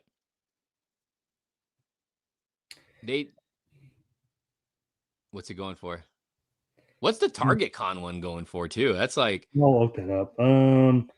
So last one sold was in January for $50. Oh, it went down. And then one was sold in December for $60. Probably because the hype of the show. February. No, so this one just sold a few days ago for $60. Yeah, it's not too. See, that dropped in price. So the Target Con Pennywise, because I have not found that anywhere down here, but I did pre-order it, so mine's coming on Monday. Dude, that one's selling for $30 to $35. That's crazy. I didn't know pops still go for that. I guess some do. Let's see. Yeah, $30, $35. Wow. Yeah, that's $41. Holy crap. Yep. I do want to get that Conan one though, or Conan one. Dude, I also still need this one too. I don't even have this one. And there's bootlegs on this one. That's the Funko. Yeah, I still need that one too. See, this dropped in price too. This guy's only asking $80. Yeah, you need this one. This is the NFT one. The Spider Pennywise? Yeah. $170. Sold. Nah, I'm good.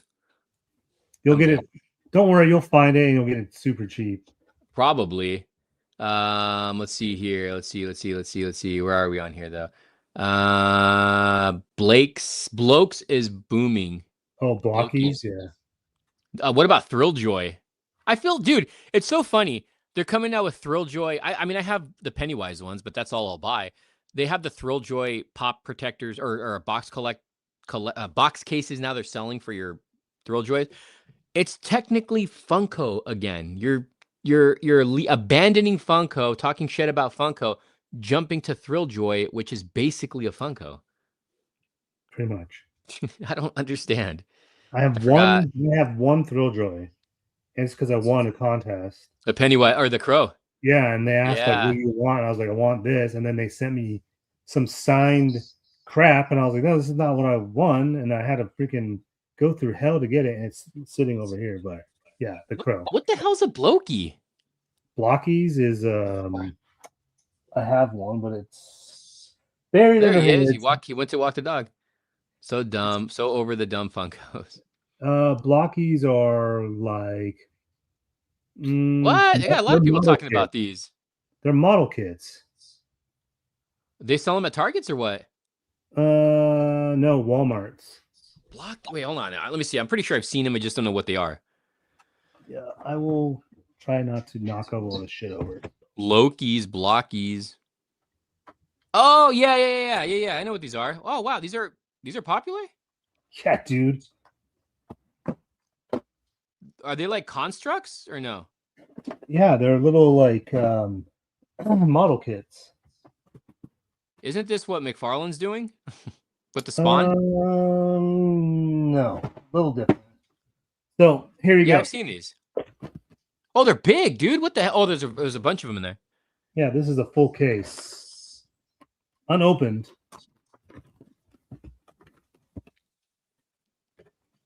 Holy crap! Are you gonna open these or what? Yeah, I was gonna do videos. Unboxing? I just never had time. Yeah, this is the Transformer ones. So I'm doing good, thank you. There you go. They're just little model kits. That's all they are. You know what I'm excited about, and I'm noticing it more and more. And I've talked about this for the past like maybe 7 years, 8 years, and this is where I think Funko died. I'm noticing, not by them, but blind boxes are coming back again. Yeah, about time, dude. That's what made Funko so fun for me, was the blind boxes. Me too. I like those because I liked opening with my son. That was always fun. Yeah, man, that's crazy. That's crazy though. $1,300, like for that price. I mean, if you're a Terrifier fan, I feel like you can buy something so much better for Terrifier. You can probably buy a screen used item for that price. That is insane. So I still can't forget what I was in again. What was that? So I was at GameStop yesterday picking up my Jada Street Fighter Akuma, and at the register they have this little like display of like mystery mini stuff or whatever, like little grab stuff. And they have a little like ball.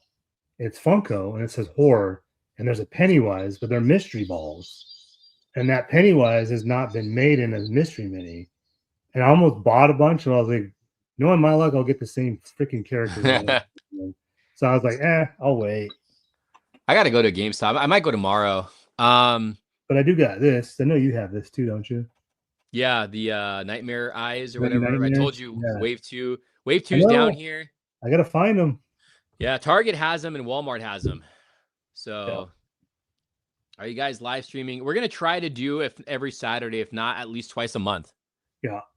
At least twice a month. But yeah, those Nightmare figures, I really wish they start doing deluxe ones, because they did that Michael Myers. But they sell, it was just the Michael Myers ones, right? No, it was Chucky. There's Chucky, there's Tiffany, and there's Michael Myers. So I think if these catch on more and more, they'll probably do more stuff. I didn't know if they were going to do series 2, but I remember buying these, and they couldn't find these things forever. I finally got them all. I have every single one of them now. Yeah, whatever happened with GameStop going out of business? What's up with that? Do we know anything yet? I don't know. I think they will. I think by the end of the year, we won't have them anymore. You want to see one pop? I don't have really many pops displayed. I think the only one I have is that Batman one and some Pennywise ones. But here's one that I have displayed. I'll show it to you. There's mine, the crow behind me. The pop? Oh yeah. Can you guess? Can you guess, Carlos, what it is or no? What? What other one I have displayed in box? I'll show it right now. But can you guess what it is? Oh, I do have those displayed too. But no, I actually do have those displayed. I'll give you another guess. Well, it can't be Pennywise. That'd be too obvious. Well, you won't get this one. Well, it's over here. Megan? No, I was joking. That's right. I forgot Jonathan Davis. Yeah. Yeah, I got 2 of these bad boys. Yep. My corn pops. Gotta have my pops. Corn style, baby. Freaking shill. Oh, just joking. Hell yeah, I am. I'm a shill for McFarlane and I'm a shill for pops. I mean for corn. Not pops. You remember back in the day in your old videos, you used to do a lot of Funko Pop stuff? Oh, dude. I mean, yeah, I don't remember how I got into Funko. I'm trying to think. I don't remember what it was, but I remember like I would go to Hot Topics, I would go to Box Lunch, I would go to Barnes and Nobles. That was that era I miss. I miss that era. That was fun. That was a lot of fun. Yeah, super fun. I like doing that. I like going to do that stuff with my son, or like before work, go to Target and there'll always be a line for pops and like try to go and people fought over them. I was like, yeah, this is what my parents went through for Ninja Turtles when I was into that. Now I know what it's like. Man, those were the days, dude. That to go for that, and I'm not gonna lie, man. I know it was a lot of it was during the pandemic. I'm already having nostalgia for it. When McFarlane Toys, the DC, the first like several waves was exciting to get, and when Hasbro did the Return of Marvel Legends, that's another one that I have like a lot of nostalgia for. So, the hell is that? Oh, the Rivals. Limited edition, 9,500 pieces. And he spent $6,000 on it. I spent $1,299 on this. No, I spent $15. I only bought it because the guys at GameStop were like, "Will you buy this?" I'm like, "I don't really buy pops." They're like, "Well, we don't want this scalper to buy it," and I was like, "All right, I'll buy it." I don't know. I'm gonna have to sell it. We were talking about that about Marvel Rivals, about how no one's buying those McFarlane statues and how cool those damn statues are. Yes. Yeah, if you guys, I know you probably aren't a lot of statue collectors on here, but don't sleep on those Marvel statues from McFarlane, man. Those are awesome. Dude, they're awesome so pieces. I have a bunch now. What do you think about I don't know much about it. I just saw I didn't watch the trailer and I didn't really look into it. I just know that Marvel is re-releasing video games.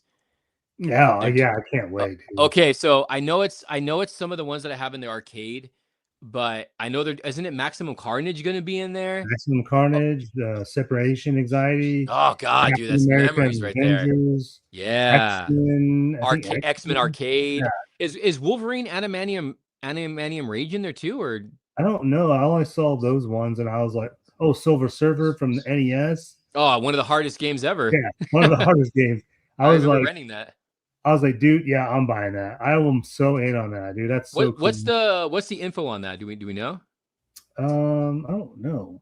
And whatever drop it is, I need to pre-order it. So I need to get an exclusive. If there's anything exclusive on it, I need that. I don't know what console it's for, but I need it. That's something I do need. I'm gonna look it up. Hello there.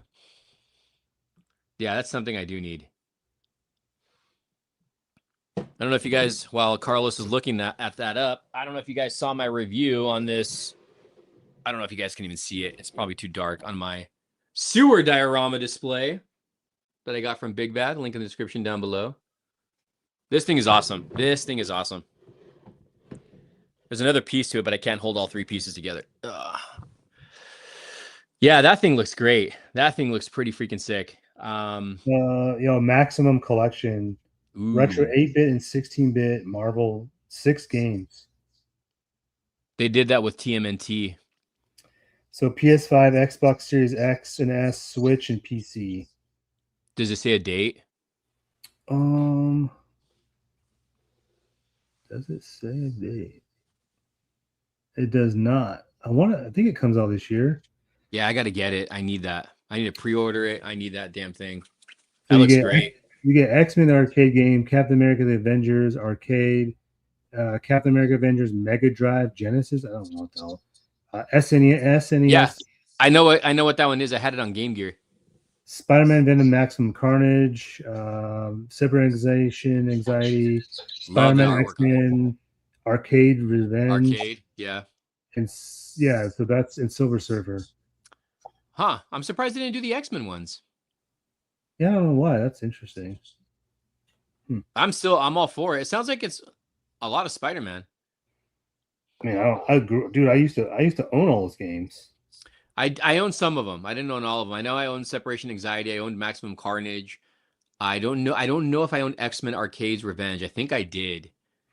Captain America. Soon. Coming when? Just says coming soon. All right, I gotta keep my eye out on that because I do want that.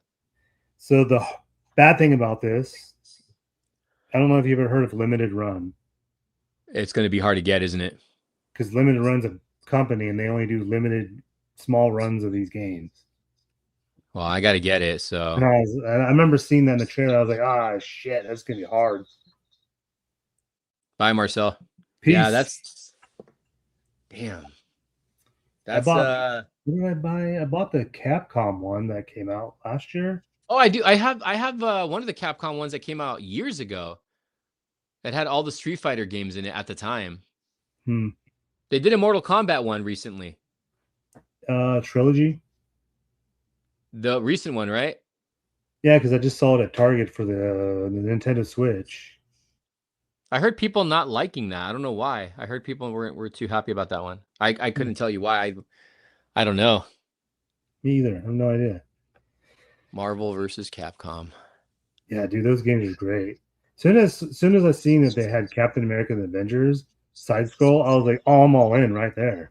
I have the arcade on that. Remember I got the arcade at Target? The little tiny one, yeah. Was it like $90 I got it for? It was on clearance, dude. I was looking fucking everywhere for that and I found it. Dude, I used to put so many quarters in that game. That Chuck E. Cheese. All right, so Carlos is coming down for WonderCon, right?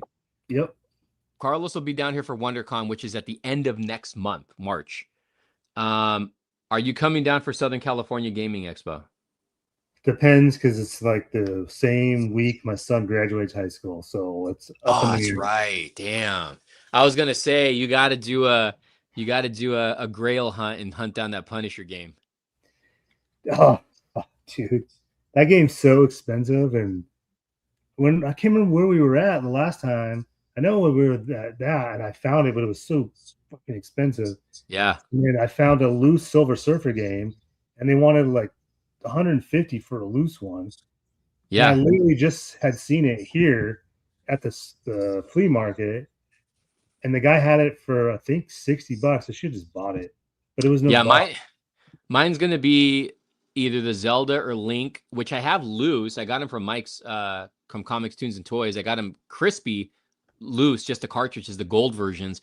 But it's either to find a Zelda the original Zelda unbox, Link, which we saw those over there. So many. We saw those over there, or a Marvel game, whether it's Nintendo, Super Nintendo, or Sega Genesis. One of the games I used to own in box. So that'll be something for me, or maybe even a Batman game, maybe even a Spider-Man game. I don't know.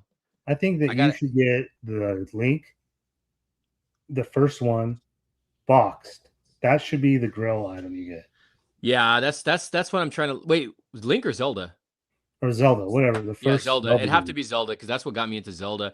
Yeah, you're right. I do want to get though also for Super Nintendo, I want to get a Mortal Kombat game boxed, either 1, 2, or 3, or Ultimate. I have them loose. I don't think I have I have a Sega Genesis boxed one. I don't have a SNES boxed one. That's something I would love to get boxed. You got to get number 1 Wait, we got cut off there. What was that? Oh, so you got to get number one. Yeah, Wow. I got to get for sure number one. But the one that the game I can remember playing the most out of Mortal Kombat was Mortal Kombat 2. Yeah, that's the one I played the most. And then Mortal Kombat 3, and then Mortal Kombat 3 Ultimate. And then the one that I never got to play, I think I only played it at friends' houses, and then I ended up owning it years later, was Mortal Kombat Trilogy. That was the one I always wanted because I wanted to play as Goro. I wanted to play as Shao Kahn, Kentaro. So, and now I have the arcade. But do you play it? No, but I've been wanting to. I actually cleaned up here a little bit. I had a bunch of stuff piled onto my arcades. And the Marvel Capcom one, dude, remember I bought it? I bought it for a steal, dude, the Marvel versus Capcom one up arcade cabinet. And remember one of the buttons was broken? Yeah. I had to replace it. I replaced it, opened up the circuit board or whatever you call it, and put a new button in there, and it works perfectly. Did you see what they're doing? Didn't they get bought out? Yeah, they got bought out. You see what arcade they're coming with? No, I haven't seen that. Sonic the Hedgehog. Oh, wow. But then, I mean, I know people are pissed, but I'm like, dude, I'll buy it. I know because it never existed in arcade form, but I love Sonic. I'll buy an arcade form. That's fine by me. Interesting. Yeah. Yeah, NBA Jam. NBA Jam was so much fun. How many of you guys remember the codes that you could get to play as some of the Mortal Kombat characters and as Bill Clinton? Yeah. I forgot about that. Yeah, dude, you remember that? Hilarious. Yes, I forgot all about that. Gotta love that game. He's on fire, dude. They have a cabinet for that too, but those oh, you know what? I actually have not sealed, but I have a full box of that for Super Nintendo. An NBA Jam. I think it's the Ultra Tournament Edition. I forgot I have that for Super Nintendo. But no, dude, NBA Jam was oh god, man. I was talking to a buddy of mine about like stuff I have nostalgia for that. How do I explain it? Like, for instance, Dick Tracy.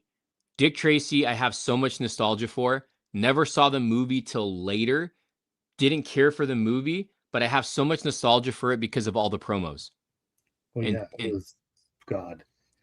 They marketed that movie so much, dude. McDonald's tie-in, everything, man. I have what made me think about that was because of talking about NBA Jam. Same thing goes with Space Jam. I have so much nostalgia for it because of if you're a Saturday morning cartoon kid, you saw the teaser or the commercials, the specials, or if you're a comic book collector, they had the ads in there. So I have a lot of nostalgia for Space Jam, and I've never even seen the movie. Oh man, my younger sister, that was like she freaking wore out that VHS. I wouldn't mind watching it, but I didn't watch it because I remember in elementary school, because I was in elementary when that came out. All the popular kids were basketball players in elementary school, and I was a comic geek, and I didn't know anything about sports. I mean, I know who Michael Jordan was, and I love Looney Tunes, but I didn't watch it because I didn't know. I don't know. It just didn't interest me. I think because Michael Jordan was in it, and I just didn't follow sports. Yeah, because McDonald's did toys for that. Like, dude, there was so much hype for that stuff. I know, man. And now they're having the anniversary, and Target has like all this cool stuff. It's definitely got a lot of nostalgia. So does and I don't remember if you remember the promo for this movie, The Rocketeer. Oh yeah, I remember that. That made me want to see the movie. Was the promo? Oh god, that's another one I have like a lot of nostalgia for. That's a great movie though. That movie is like, I think it's just a what do they call those, like pop? Not pop. I can't think here. It's just an old school feel, and it came out in the 90s, and just people were into it. What CM Brock says, why didn't they make a second one? Didn't they flop? Didn't the movie flop? Yeah, the movie bombed. It didn't do well. Yeah, Rocketeer flopped too, and that was an amazing film. Yep. Amazing score. For whatever reason, I put I don't know if they came around the same time, but I tie together Rocketeer and Hook. I think they came in the same year, actually. And the script was actually written, or some of it was written, or the original script was written by Nick Castle, if you didn't know that, who played Michael Myers. Damn. So I wanted to talk about. We can make this a last topic. What is your goals this year for collecting? What are you collecting? What are you downsizing on? Like, what is your plan for 2026 as for a collector? My 2026. Like, what are you trying to complete? It can be vintage. Like, what's your goals? So I'm still trying to complete the Toy Biz Marvel superhero stuff. So definitely got to complete that. I would happy. Oh, I'd be so happy. Hold on. That. Before you do that, check out Comic Tunes and Toys. I think it's I don't know if you follow Mike though. He just posted. He posted some of this from Comics, Tunes, and Toys. Yeah. He posted some superhero stuff. I'll have to look on Instagram later. Yeah. All right. Yeah. So go on. So definitely need to complete that. Got to get all the vehicles and all the stuff for that. So I'm still trying to get that done out of the way. I mean, obviously there's some Crow stuff I need to complete because there's a lot. I know, but like stuff like the NECA stuff that I don't. Yeah, have. That's what I mean. Yeah, there's still a good stuff amount. Like that I don't have. I've caught up with a lot of it. All the current stuff like I can just get whenever. So that's definitely in the list. Those two things are still my priority. There are some. I know this sounds weird, or not weird, but whatever. There's some Marvel Legends that I don't have that are, say, kind of new, like the Spider-Man Homecoming Spider-Mans. I don't have any of them. I have Vulture. That's it. I need to complete literally that wave. I'll be super excited to complete that. Obviously, I'm pretty much done with DC Multiverse. Whatever I have left, I'm trying to get rid of. I'm only keeping certain ones. Dude, I don't really know. There's a lot. There's a lot that I want to get rid of, and there's stuff I want to get into, but then it's like, do I really need to get into it? Like, we were talking about the new Masters of the Universe movie figures. Oh God, I'm excited for that movie. Those look great, but do I really need them? No, but I really want them. The Skeletor alone and the Scareglow, those two by far I want. So, but I'm just trying to get rid of stuff like that. Man, I don't really know. There is some Mezco stuff I kind of want to get into. There's some SH figure art stuff. It's hard because I want all that, but it's just like keep coming back to it. Do I really need it? I don't. And and you've known this for a long time. My first and main thing is Marvel Legends, so that'll continue. Like I said, DC Multi stuff's going away. Trying to get rid of whatever Masterverse stuff I have. I mean, I am trying to really downsize and stick to the things that I collect the most, and I really need to focus on the Toy Biz stuff, and I really need to focus on the Crow stuff. That's really my goal, is to try to complete as much of the Crow stuff as I can by the end of the year. There you go. So for me, I mean, when it comes to comics, like physical media stuff, like cards, I'm always going to collect stuff like that. Yeah, me too. Same with posters. When we're talking about collectibles, you guys probably don't know. I mentioned in videos, I have downsized a lot. I've gotten rid of stuff I didn't think I was going to get rid of, but it's just stuff that I was never going to display. I'm very limited now to what I'm buying in store when it's new stuff. There's stuff that I do want, don't get me wrong, but if I don't need it, or if I know I'm not going to display it, or if I know I'm going to end up getting rid of it later, I'm like really thinking about it now. So I'm not going to buy it. Some lines I do want to complete. Like I just picked this up recently. The Hook, I still want to get complete finishing the figures that I need. I already have Rufio. I have the one of the main Peter Pan ones already. I need one of the Lost Boys, or two of the Lost Boys, and I need two of the versions of Hook. And then I'm perfectly fine with this line. I'm done with this line. Superhuman Samurais is another one I'm still trying to complete, and that one you just do not come by those figures down here. Dino Riders, I think I'm done. Vintage Batman, there's always some kind of vintage Batman I need, but even now I'm going to be more selective with those. Spawn, I think I'm almost done with my vintage Spawn stuff. Kenner RoboCop, I think I'm done. Vintage Turtles, I will get if I can get them for a good price. And that's it, man. I mean, when it comes to new stuff, I'm still going to get some of the Mondo stuff, dude. Mm-hmm. Some of the Mondo stuff I'm going to get. Hot Toys I'm still going to get. Statues, probably going to hold off a lot right now. New Spawn stuff I'll probably get, but I'm going to be very selective. It's just now to the point where Trick or Treat Studios is going to kind of kill me with a lot of this stuff, but I don't have enough horror stuff anymore. But there's stuff that I'm getting rid of that, like, there's now upgraded versions of them, so I can get the newer versions of them. But yeah, I'm just trying to be smarter because I do want to display everything. So, and I just got to be realistic now when it comes to collecting. You know what I mean? Mm-hmm. So, yep. That's kind of my what's this? I fulfilled my goal this year already. I obtained it. Nice. Wow. That's a good one right there. That's a good one. Yeah, there's some comic book goals that I have too.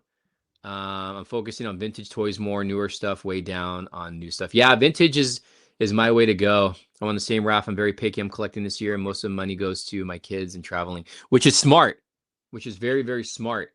There was a comment I wanted to read right here. I don't know how you say his name, Zaus Balatar. Collect Hot Toy statues, which never ends. And I also collect tour shirts. That's awesome. From concerts where they sold out before I could get one. That's cool. That's something I'm trying to do right now with some of the concerts I went to. And they're expensive, dude. The tour shirts. Oh, yeah. The Family Values tour shirt I went to, it's not that much money. So I'm not in a hurry to buy that one. But there is some of the Limp Bizkit ones that are expensive to get. Speaking of vintage shirts, I just picked up a vintage Spawn shirt that I won on Whatnot, and I'm actually gonna pick it up tomorrow, because it's at my parents' house. But that's a 1993 Spawn shirt. Wow. Yeah, the one I got from Mike from Comics, News, and Toys was a 96 or 97 Medieval Spawn shirt. This is a 1993 one, so pretty excited to open it. I had some credit on Whatnot, and the total came out to like 120. Jeez. But with my credit and everything, I think I got the shirt for like 45. I think it was 45 or 50. So no, it's not bad at all for a 93. Dude, those Spawn shirts you do not come by. He had like vintage Batman shirts, vintage Marvel shirts, vintage band shirts, man. But they were all like large. And if you know anything about like vintage shirts from the 90s, when they're large, they're smaller. They might fit too tight. Oh, yeah. Let's see. I think we're caught up on the comments. I've always wanted to see Korn in concert. Yeah, I always wanted to see them prior to Follow the Leader, because that's when I saw them when they did the tour for Follow the Leader. I always wanted to see them in their prime, which was like, I want to say 95, 96 era. 97 too. But I saw them in 98. That was the first time I seen them. But I always wanted to go back and watch them in that era. Same with Deftones. Deftones I didn't catch until the White Pony era. Never got to see them before that. But Linkin Park I got to see in their prime. Who else did I get to see in their prime? System of a Down I got to see in their prime. I don't know. Stained. I got to see Stained in their prime. I got to see them. Got to see Family Values, 1 and 2. A ton of Warped Tours, Blink, a lot of Blink 182. A lot of the pop punk era. I've seen a lot of bands. I've seen 311 twice, which was like a dream. And actually playing in Sacramento on March 11th or March 10th. Watching Blink recently, a few months back, which was October, I think. That Oh, that's was right. I forgot you got to see them finally. good. God, man, that was an amazing freaking show, dude. That was so good. There were some songs I was bummed they didn't play live, but oh my God, that was like, Fun. bro, I was in awe, dude, because like, there's a few times where I take my phone out and like recorded a few little clips, but Mhm. I don't keep my phone out the whole time. But there was times where I was just like um I was just staring like at the band like in awe because I had never seen them in concert. Yeah, I know. So that was a great show, dude. That was a great freaking show. And I remember asking you, like, what did you think of Alkaline Trio? Because they're they're the co-headliners. So I what don't do you? remember anymore. I don't remember anymore, dude. Oh man, dude. I don't remember anymore. So there is two bands that I haven't seen live. Alkaline Trio, which I love, absolutely love, and Offspring. They're the only two, I guess, punkish bands I haven't seen live, and they on I my don't. list. I've seen Offspring. They've been in one of the festivals that I went to. I got to Mhm. see. I don't remember it, but I've seen Offspring. It's because Don't you were remember it drunk. though. No, I don't. I was young, dude. You know how many concerts I went to when I was younger, and like festivals and not festivals, but concerts, and there's like total. There's so many bands on the bill. Don't remember them. Like I don't remember seeing Creed. I Ah, barely remember seeing No Doubt. I remember seeing Will Smith. I don't remember seeing NSYNC because I got free tickets to Wango Tango. Um, that there were so many. There's so many. I don't remember seeing. I think it was Weezer who I saw. I oh, don't they're remember great seeing too. them. I don't remember seeing them. So it's like I don't know, dude. But I've seen so many bands and hip hop bands. I've seen so many. It's crazy. Says I saw Blink twice last year at SoFi, and they weren't you there? No, you didn't go to No, SoFi. no, saw them at in San Jose. Alkaline Trio opened up for them. Have you guys? Yes, Ice. Okay, Hmm. I saw Eminem when they opened up for Limp Bizkit in the Anger Management tour for Hot Dog Flavored Water. So that I got to see Eminem and D12. Eminem came out with the chainsaw. You guys remember the overalls and the Yeah. chainsaw? I need that freaking figure if anybody wants to sell me that figure. But he came out with that damn chainsaw, dude. I remember that. I remember that was the only time I've ever seen him live. Yeah, So the that only was time I've ever seen him live was Warped Tour. I didn't know who the hell he was. how funny. I just saw a rare Warped Tour interview of him today. So I think when I saw him, that was in his prime.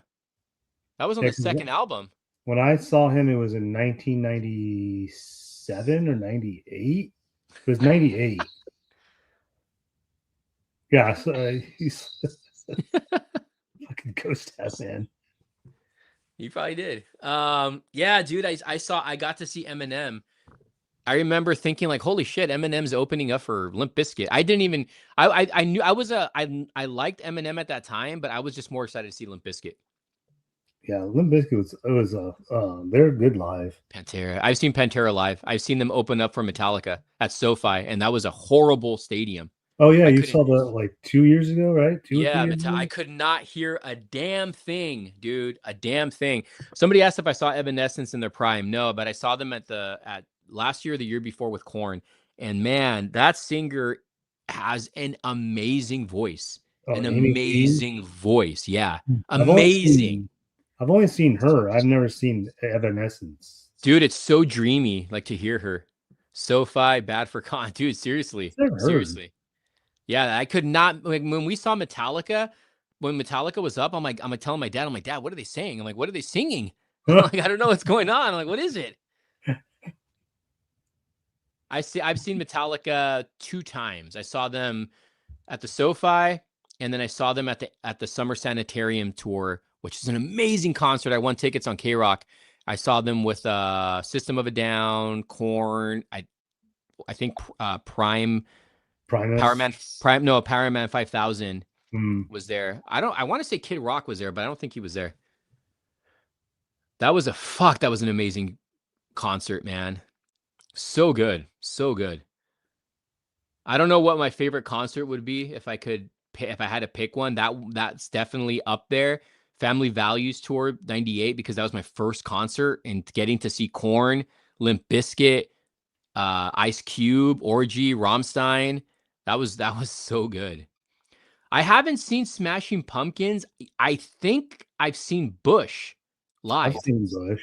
Yeah, I think I'm looking at Bush right now. We've got Bush. We've got Bush. I was gonna say I've seen Bush today. Yeah, I'm looking at Bush right now. Yeah, I don't know if I Smashing Pumpkins is a band I would have loved to have seen in their prime, but I think I have seen the band Bush. Yeah, I've seen Bush. They've come here, so I love, dude. There's a lot of their songs remind me of the '90s, man. well, yeah, they.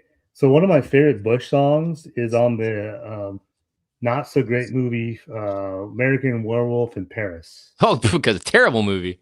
Yeah, it's like it's a like electronica version of a song they done, and that's like it's such a good song too. You know what's funny? I was driving with my dad at Swamp Meet to the You were Swamp Meet. singing in the Singing with shower. no, we were listening to I don't know the name of this song, but it goes, oh where has my baby been? You know, where he's telling a story about his wife or his girlfriend dying, and they're in a car crash and it's raining. It's a really good song because he's telling a story about her dying in a car crash. They were both in a car crash.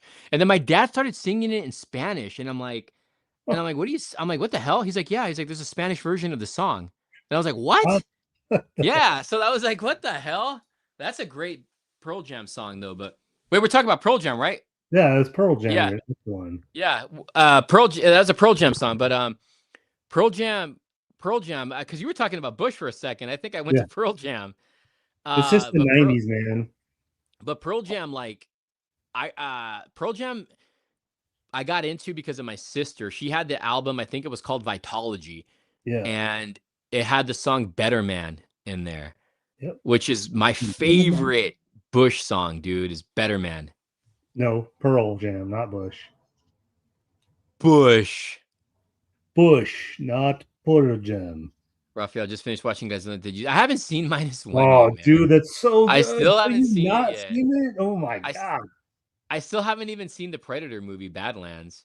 Oh, you said you were gonna watch it the other night. I know, I forgot. I'm gonna do in my honest review on Pearl Jam, on Predator. Our Lady Peace, Slipknot, Silver. I've never seen any of those bands. My sister's seen Beastie Boys. I've never seen any of those bands live, actually. Never seen Slipknot either. Silver, I mean Silverchair? Silverchair, have I seen it? You don't know what you're doing. Oh man, I used to love Silverchair. Tomorrow, dude. Do you remember watching live? Go back and watch like when they were popular, their videos of the singer of the band singing live. Did you know the singer was 16 years old? Yeah, he was young. Bro, amazing voice. Amazing voice. Dude, amazing. If you guys don't know who Silverchair is, check them out. God, such a good album. Last Kiss, there you go. Remade. See, they did remade that song. It was, my dad was like singing it. He's like, yeah, it was a Spanish song, and I'm like, what the hell? It's a beautiful song. Beautiful song. I'd sing it for you guys, but I don't want to, you know, overshadow Eddie Vedder. He doesn't want to make you guys horny. That's why. Rob Thomas. Isn't Rob Thomas have cancer? Isn't he I think he's going through cancer. No, not Rob Thomas. I'm thinking of Three Doors Down. Yeah, he passed away. He passed away already? Yeah, he passed away like a week or two ago. No, you're thinking about Dawson's Creek. No. What? 3 Doors Down. Yeah, he passed away. No way. Mm-hmm. His name was Rob, wasn't it? I don't think he died, dude. Yeah, he passed away. Brad Arnold. Yeah, fuck, he did die. Yeah, he passed away. No way. How come nobody talked about this guy dying? They did. And then other people were dying right after him. That's like, true. He got overshadowed. Dude, how sad, bro. I mean, even Dawson's Creek, the guy passing, because I grew up watching that show. I actually watched that series. So did I. Oh, man. How sad. Dude, look how skinny he is, dude. Yeah. Fuck. He Yeah, did the song Kryptonite, right? Yeah. I think he got overshadowed because Dawson or James Vanderbeek ended up dying like the next day or a few days later. So it was just all about him. But there's been like I know there's been a lot of deaths. Few weeks, yeah, a ton of celebrities have passed away. It's crazy. The guy from Revenge of the Nerds. Yeah, he killed himself. He killed himself though because he was battling bipolar. Yep. That's crazy, sucks. man. I love that movie too, Revenge of the Nerds. I love the second one more than the first one because that's the one I rewatched the most. Nerds in Paradise. Oh yeah. No, on 15. Oh, Soundgarden. Soundgarden or Audio Slave? Soundgarden. Oh, Soundgarden. Audio Slave's good. Audio Slave's good, but yeah, Soundgarden. Yeah, Revenge of the Nerds. That's where the first one, Booger is like, Bush, we got Bush. Yeah. That's actually the line from that movie. I love that movie. Oh man, that was sad. I thought they were gonna make a new Nerds, but maybe I was thinking of something else. I don't know, but when I saw that, I was like, no way. They could have. I mean, they still can, but it might be a little too new for that to happen. Avril Lavigne. I think that if they did a new Revenge of the Nerds, they need to wait until Scary Movie comes out so they can make it dirty. Yeah. Wait, what? What? It's like when Groucho Marx died a day before. Oh, okay. Yeah, right. Yeah. Avril Lavigne, you know what? You can say what you want, but her first album was actually pretty damn popular. Yeah. With Skater Boy and dude, as a skater myself in the 90s, bro, she was hot. Oh yeah. She was hot. I had nothing against her music, dude. I don't think anybody disliked her music. No, she actually makes good stuff. I'm not gonna knock Avril Lavigne, man, because she still looks great for her age. But growing up, here in Southern California and like that whole skater phase, like that music, that was awesome. That was awesome. Plus, she doesn't age. Yeah, that's. Skater Boy was a good song. There's a couple other ones that I can't really think about. She had so many good songs on I think her first two albums, if I remember correctly. Mm-hmm. But when I think of them, and I don't think it has to do with her dating the singer, but didn't her and Sum 41 come around the same time? Yeah. She married Derek Whibley, and then they got divorced, and then she married Chad Kroger from. Oh yeah. And then they got divorced. Right. Sum 41's another one I really remember because that's when I was playing drums, and one of the guys that I used to talk to at my school who was a drummer, he was the first guy I've ever seen with plugs. Oh really? In that era, dude, I never saw anybody with plugs, and he had like almost a stretch one right here in his labret. And he was a good drummer, dude. He used to love Sum 41. So that music reminds you of that guy, actually. I've seen Avril live back in the day. Didn't mind her music. No, it's good. It's good music. What's up, Toys and Tits? Oh, yes. That's all we need is Toys and Tits. TNT. You play drums? Yeah, I used to play drums. I used to, so when I got it, I've told this story, I think. Because I was a big Korn fan and whatnot, but I used to air drum as a kid. So I had a bedroom, like pretend this is my bed. I'd be sitting on my bed. In front of me was as a mirror, and I would have Korn playing in the stereo, and I would just be like air drumming, right? And so when I got my first drum set, probably like 2-3 years later, I knew how to coordinate. So I knew how to do the hi-hat and hit the snare and then do my feet. So I knew how to do the different things. And then, so I started buying books on how to play music, drums. So I started reading music for the drums. And then I got a teacher. My mom hired a teacher to come once a week. It was like a family friend. I could not learn from the guy, so I ended up just learning my own. I learned by ear. And then I played in a punk band at the school I was at, and we never really played. I never got to play with anyone, like in front of anyone. We just played together, like practice. We got studio time. We recorded music. I wonder where that music's at. And we had a singer who was a really good drummer, but he never sang.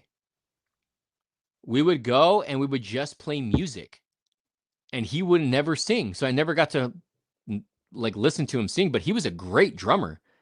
I don't know if there's any luck, but I played drums. Yeah, I quit skating and I got into drumming, and I was more of like the beats I liked doing was like Limp Bizkit style, you know, like the hip hop kind of beats. But I joined I decided to join this band because I wanted to learn different styles, and I learned how to play like the fast shit like punk because they wanted to do punk. But some of the music that we made up, I bought like a little bit of hip hop beats to it. So it was pretty cool. I remember it was like we would be freestyling just like music, and then I would just do a beat, and then you would see. I remember seeing like a lot of the members like nodding their heads and then playing music to it. I'm like, oh, this is fun. I miss those days, man. That was a lot of fun. That's kind of like how Incubus kind of was started out. That's another good band. Was a good band with like the little punkish, kind of yeah. Like Zebrahead and Incubus were like they started doing the rap stuff, but pop, metalish, pop punk. That's what their sound was before they adjourned.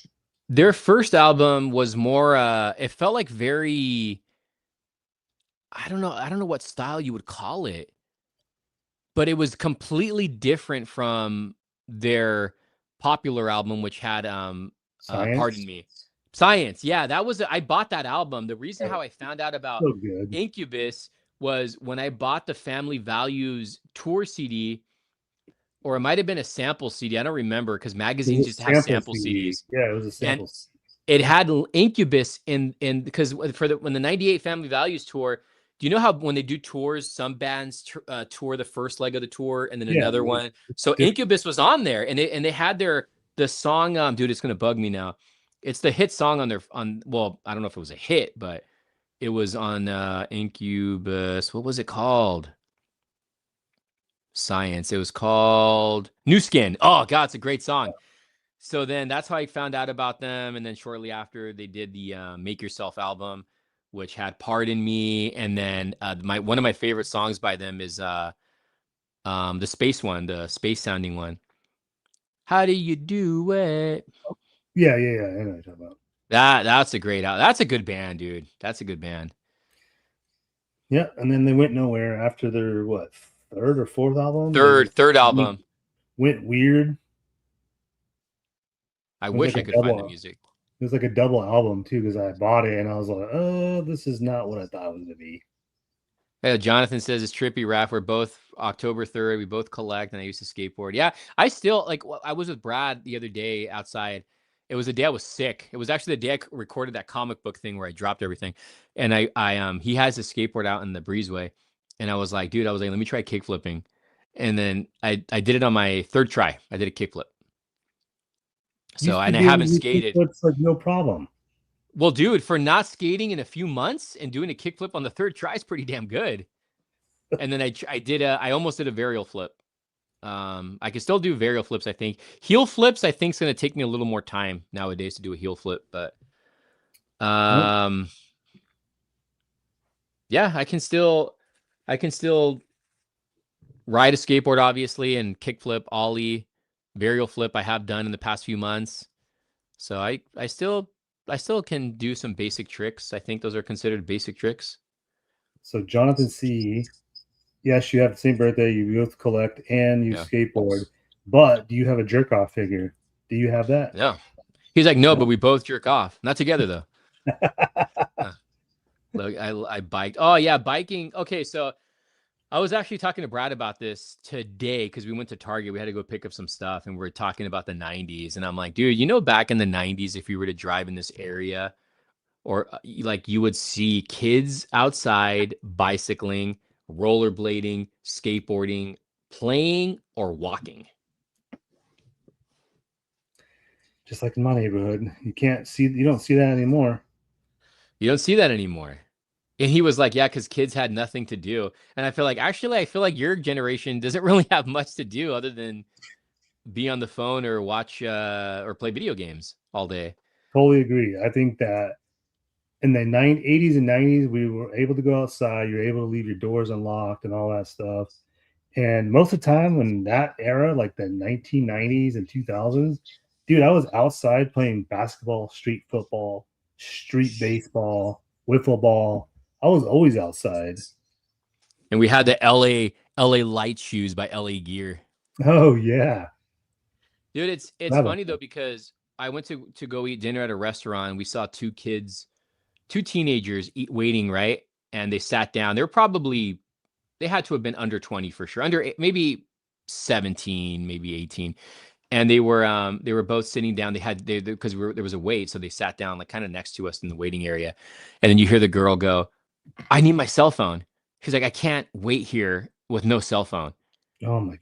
And I'm like, damn, you guys are on a date and you can't you guys can't talk? That's crazy. That's crazy. They can't talk. They just text each other while they're sitting across from each other. It is true, man.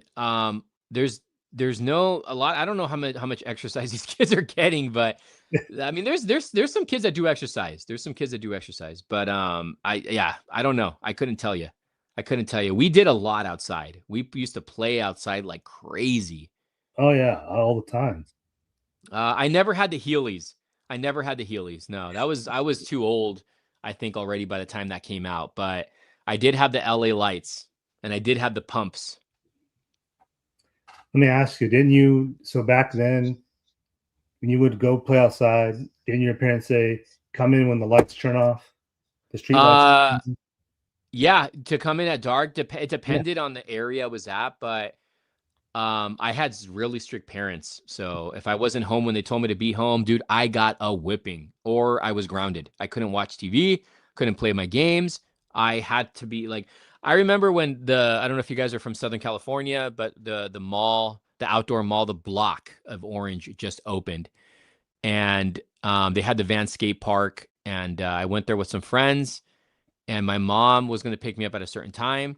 It was a little after that certain time, and it's a big parking lot. I remember walking out with my friends and hearing my mom zigzagging through aisles trying to find me, yelling for my name. Embarrassing. Bro. Yeah, my mom, like, it was no joke back then, dude. We used to get whipped. My mom smacked me in front of kids in middle school when the bell rang because I got in trouble at school. Principal called her. I walked out. I felt like I was the first person coming out and everybody was behind me from school. Mind you, I used to get picked on a lot, especially in middle school.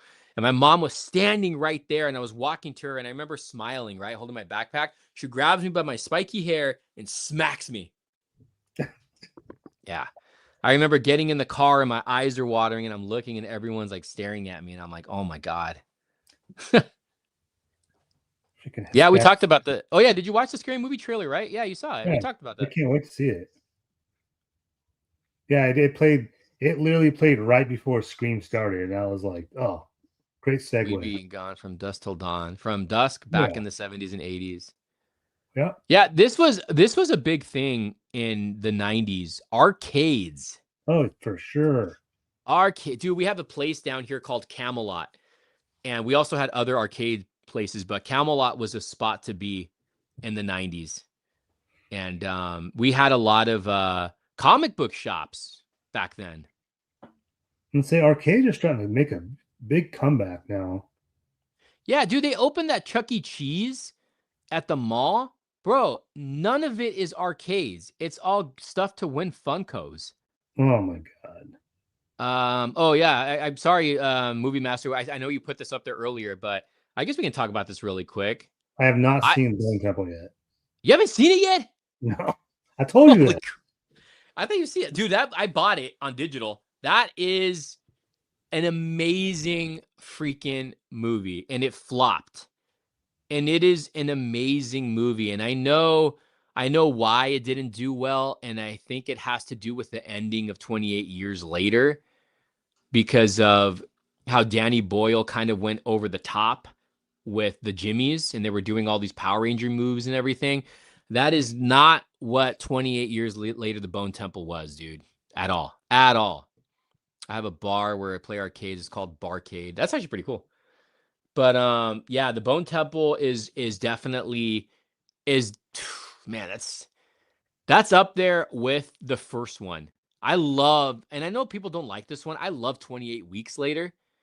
but I think this is better than the 28 Years Later, the first one. Even though I love that movie. And there's a lot of scenes I love on that. But Bone Temple, dude, Bone Temple was amazing. That was an amazing film. Do you think that the Bone Temple, because is it streaming right now? Now it is to buy. Yeah. Do you think it was slept on, or is it just because it was released 6 months later and maybe they should have waited? I think it was. Oh yes, dude. I was worried about the director, and she fucking nailed it. I think it was slept on because. Yes, Fullerton. Yeah. What? Comic Castle. I don't remember that one.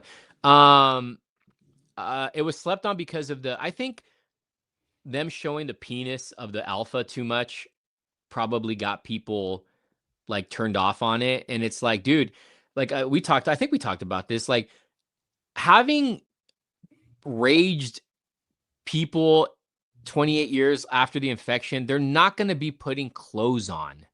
Yeah. Their clothes is going to get ripped off wherever they're running, attacking, and people are going to be naked. It's a freaking pandemic, and there's like almost zombies running around. They're not going to have brand new clothes and not going to look clean. I think that had a big thing with it. And I think also the ending was a big issue because everyone was like, it was a great movie until the end. Yeah. I mean, for me, I was like, oh, that ending was weird. And watching the Bone Temple is nothing like what that ending is. The Bone Temple it's a crazy movie. It's crazy. Like, and it's got some pretty cool kill scenes in there, but the Jimmies are nuts, man. Like, they are crazy people. Do you think that would be in your top one out of, say, 5 horror movies of the year still by the end of the year? Oh, this is definitely going to be in top 5. This movie, dude, like 28 Years Later, I really like 28 Years Later. I thought it was very well done. But 28 Weeks Later, man, the story behind it. And the actor who played Jimmy, like, he's crazy, dude. He's freaking crazy. And the story with the doctor and Samson, it's really good, dude. It's really good, and it keeps you on edge. Like, the director did a camera angle with the alpha Samson where it's facing him and he's running to the doctor, dude. And you just see, like, the music changes when the camera's on him, and it's like, I think it's like attached to him probably. Bro, you can feel the rage in him. That's crazy. And they also show you a quick glimpse of what the infected see in us. Yeah.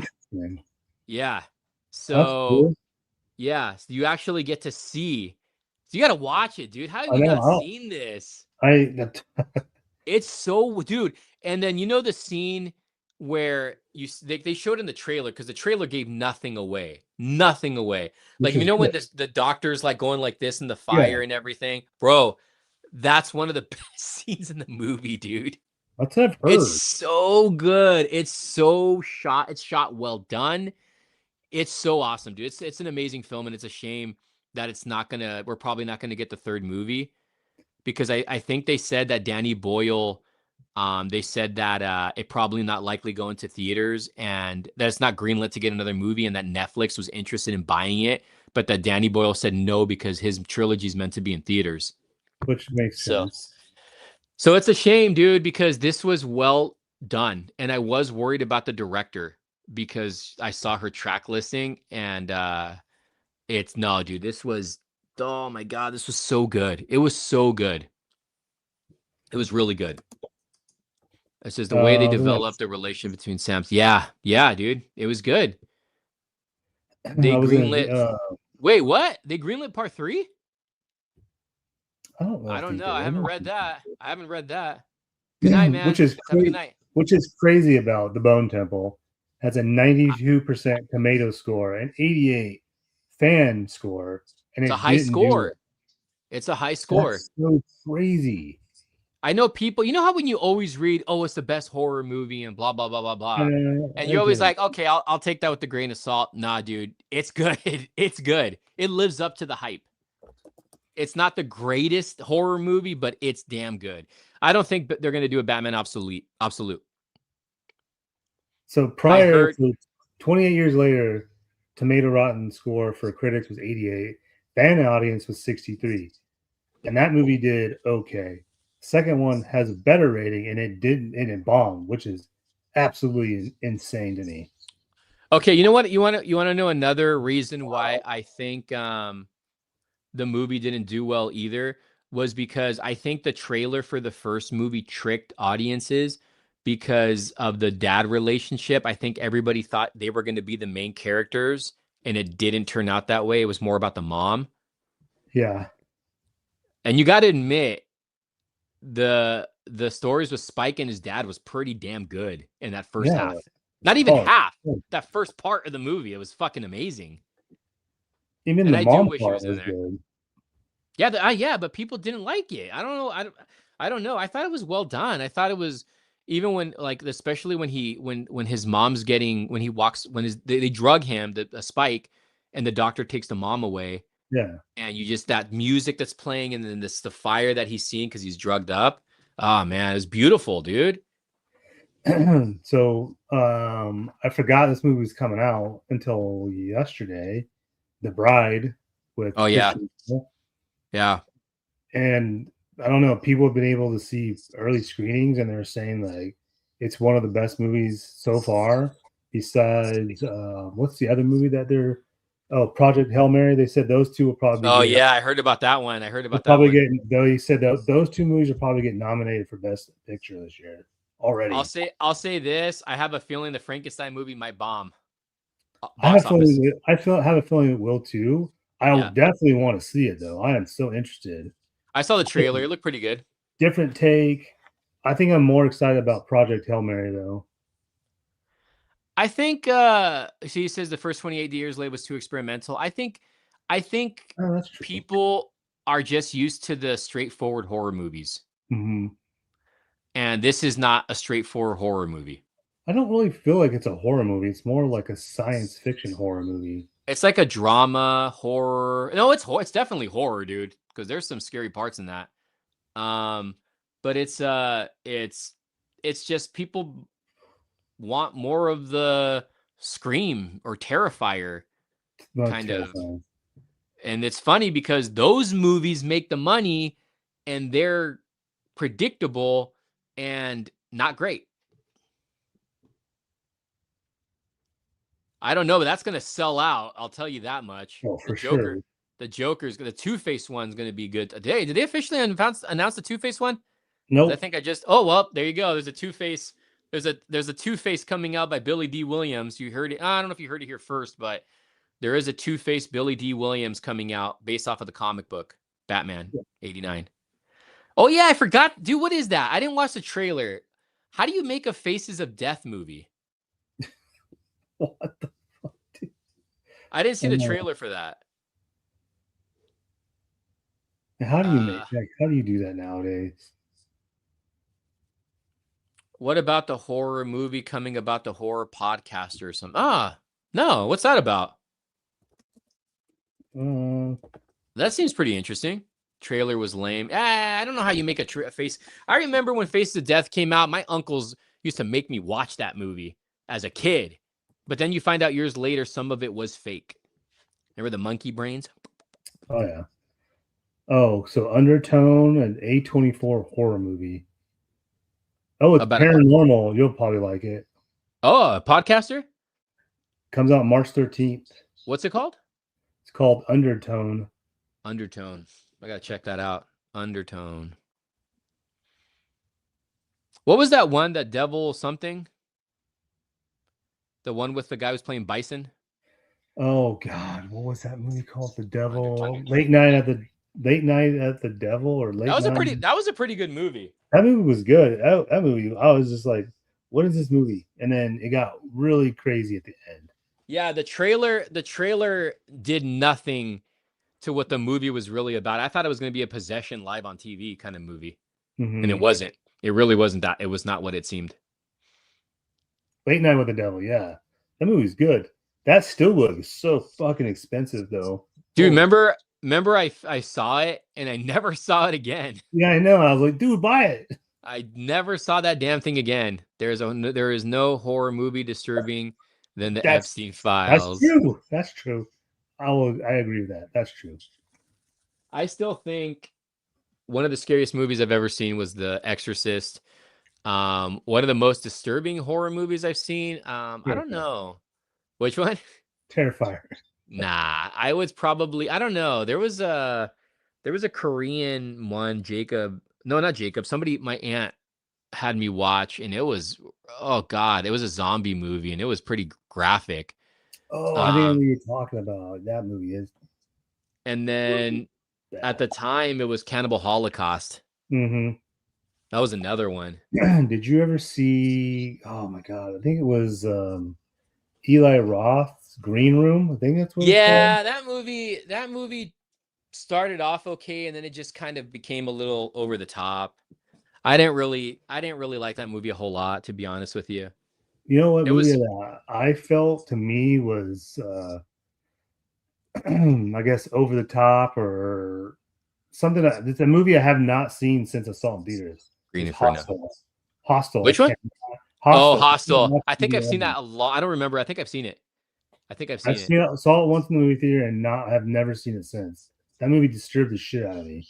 Hey, who's your best working actor today? Do you know? The best working our burst? Oh God. Timothy Chalamet? I couldn't tell you. I don't know. I couldn't think of anybody. It'd be him, Michael B. Jordan.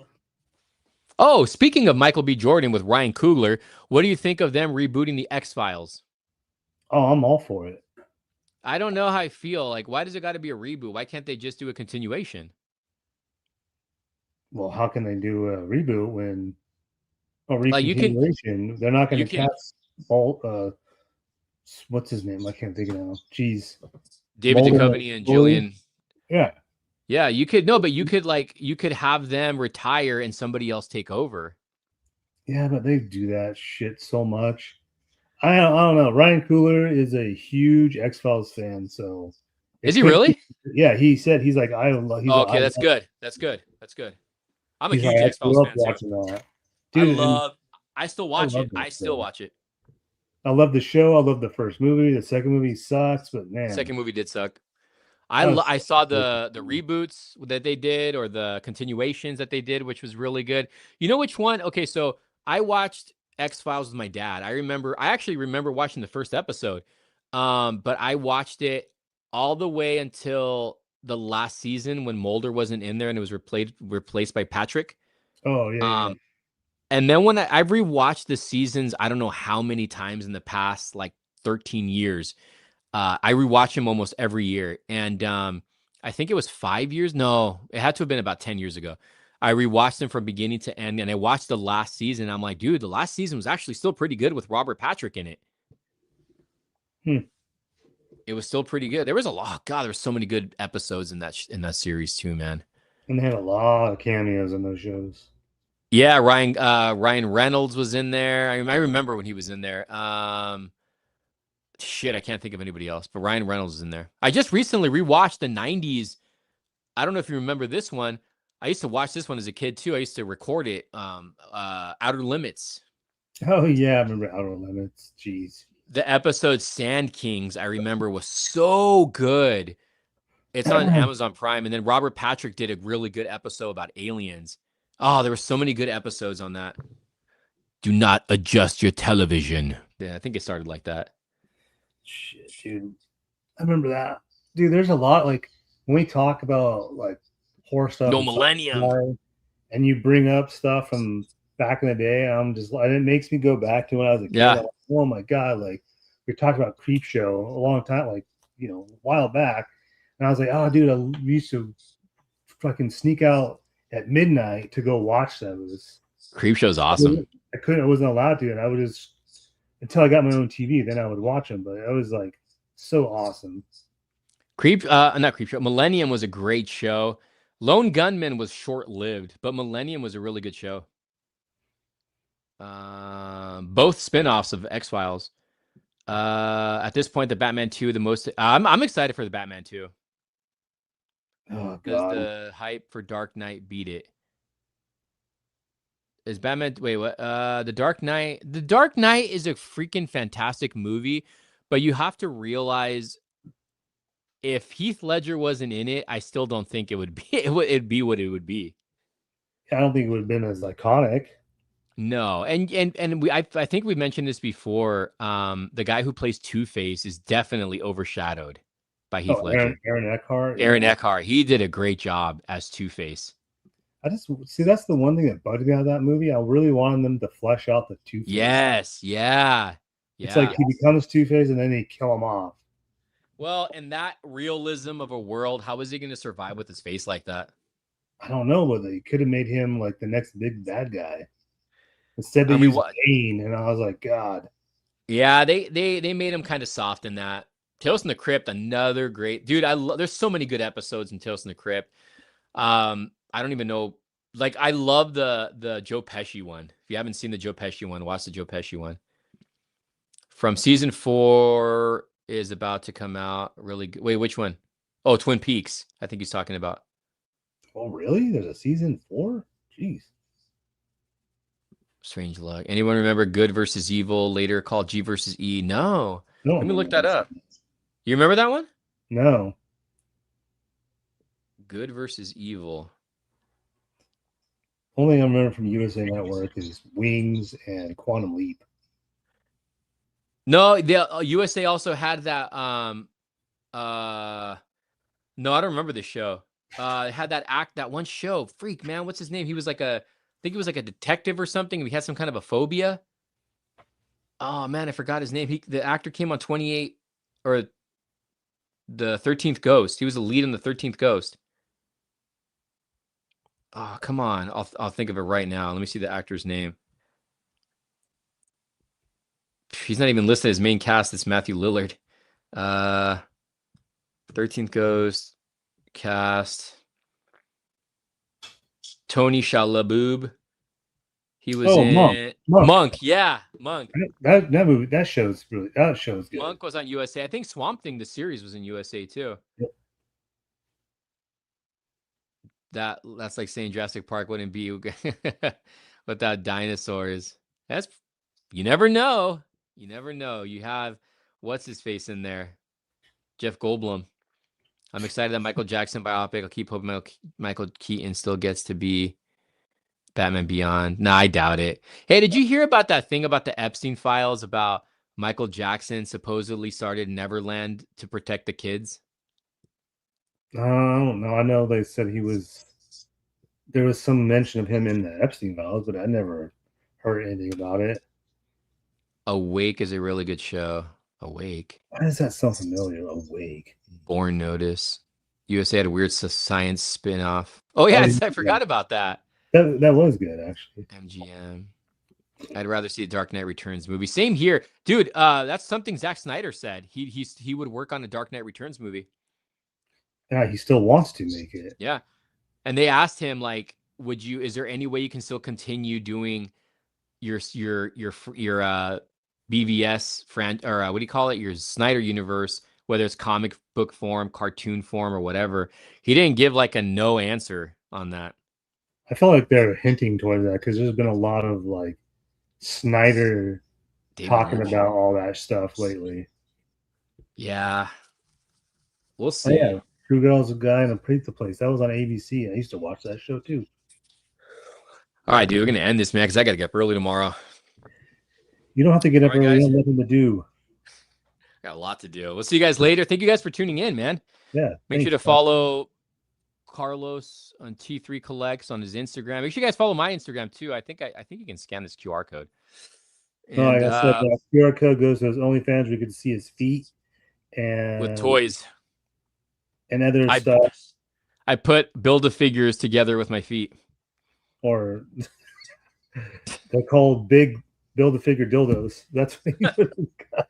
Build a dildo. All right, guys. We'll see you guys later. Either we're gonna do another one next week, or if not, the week after for sure. Yeah. All right, guys. We'll see you soon. Wait. Isn't WonderCon coming up? The end of March. Dude, we could probably do a freaking live together. Probably. All right, guys. We will let you go. Thank you for tuning in. We stayed on for a long time this time. Also, before we go, if you guys are going to WonderCon and you find us, come say hi. Jeez. Yeah, and give me $5 too, please. All right, guys. Thank you for watching. We'll see you soon. Give me money for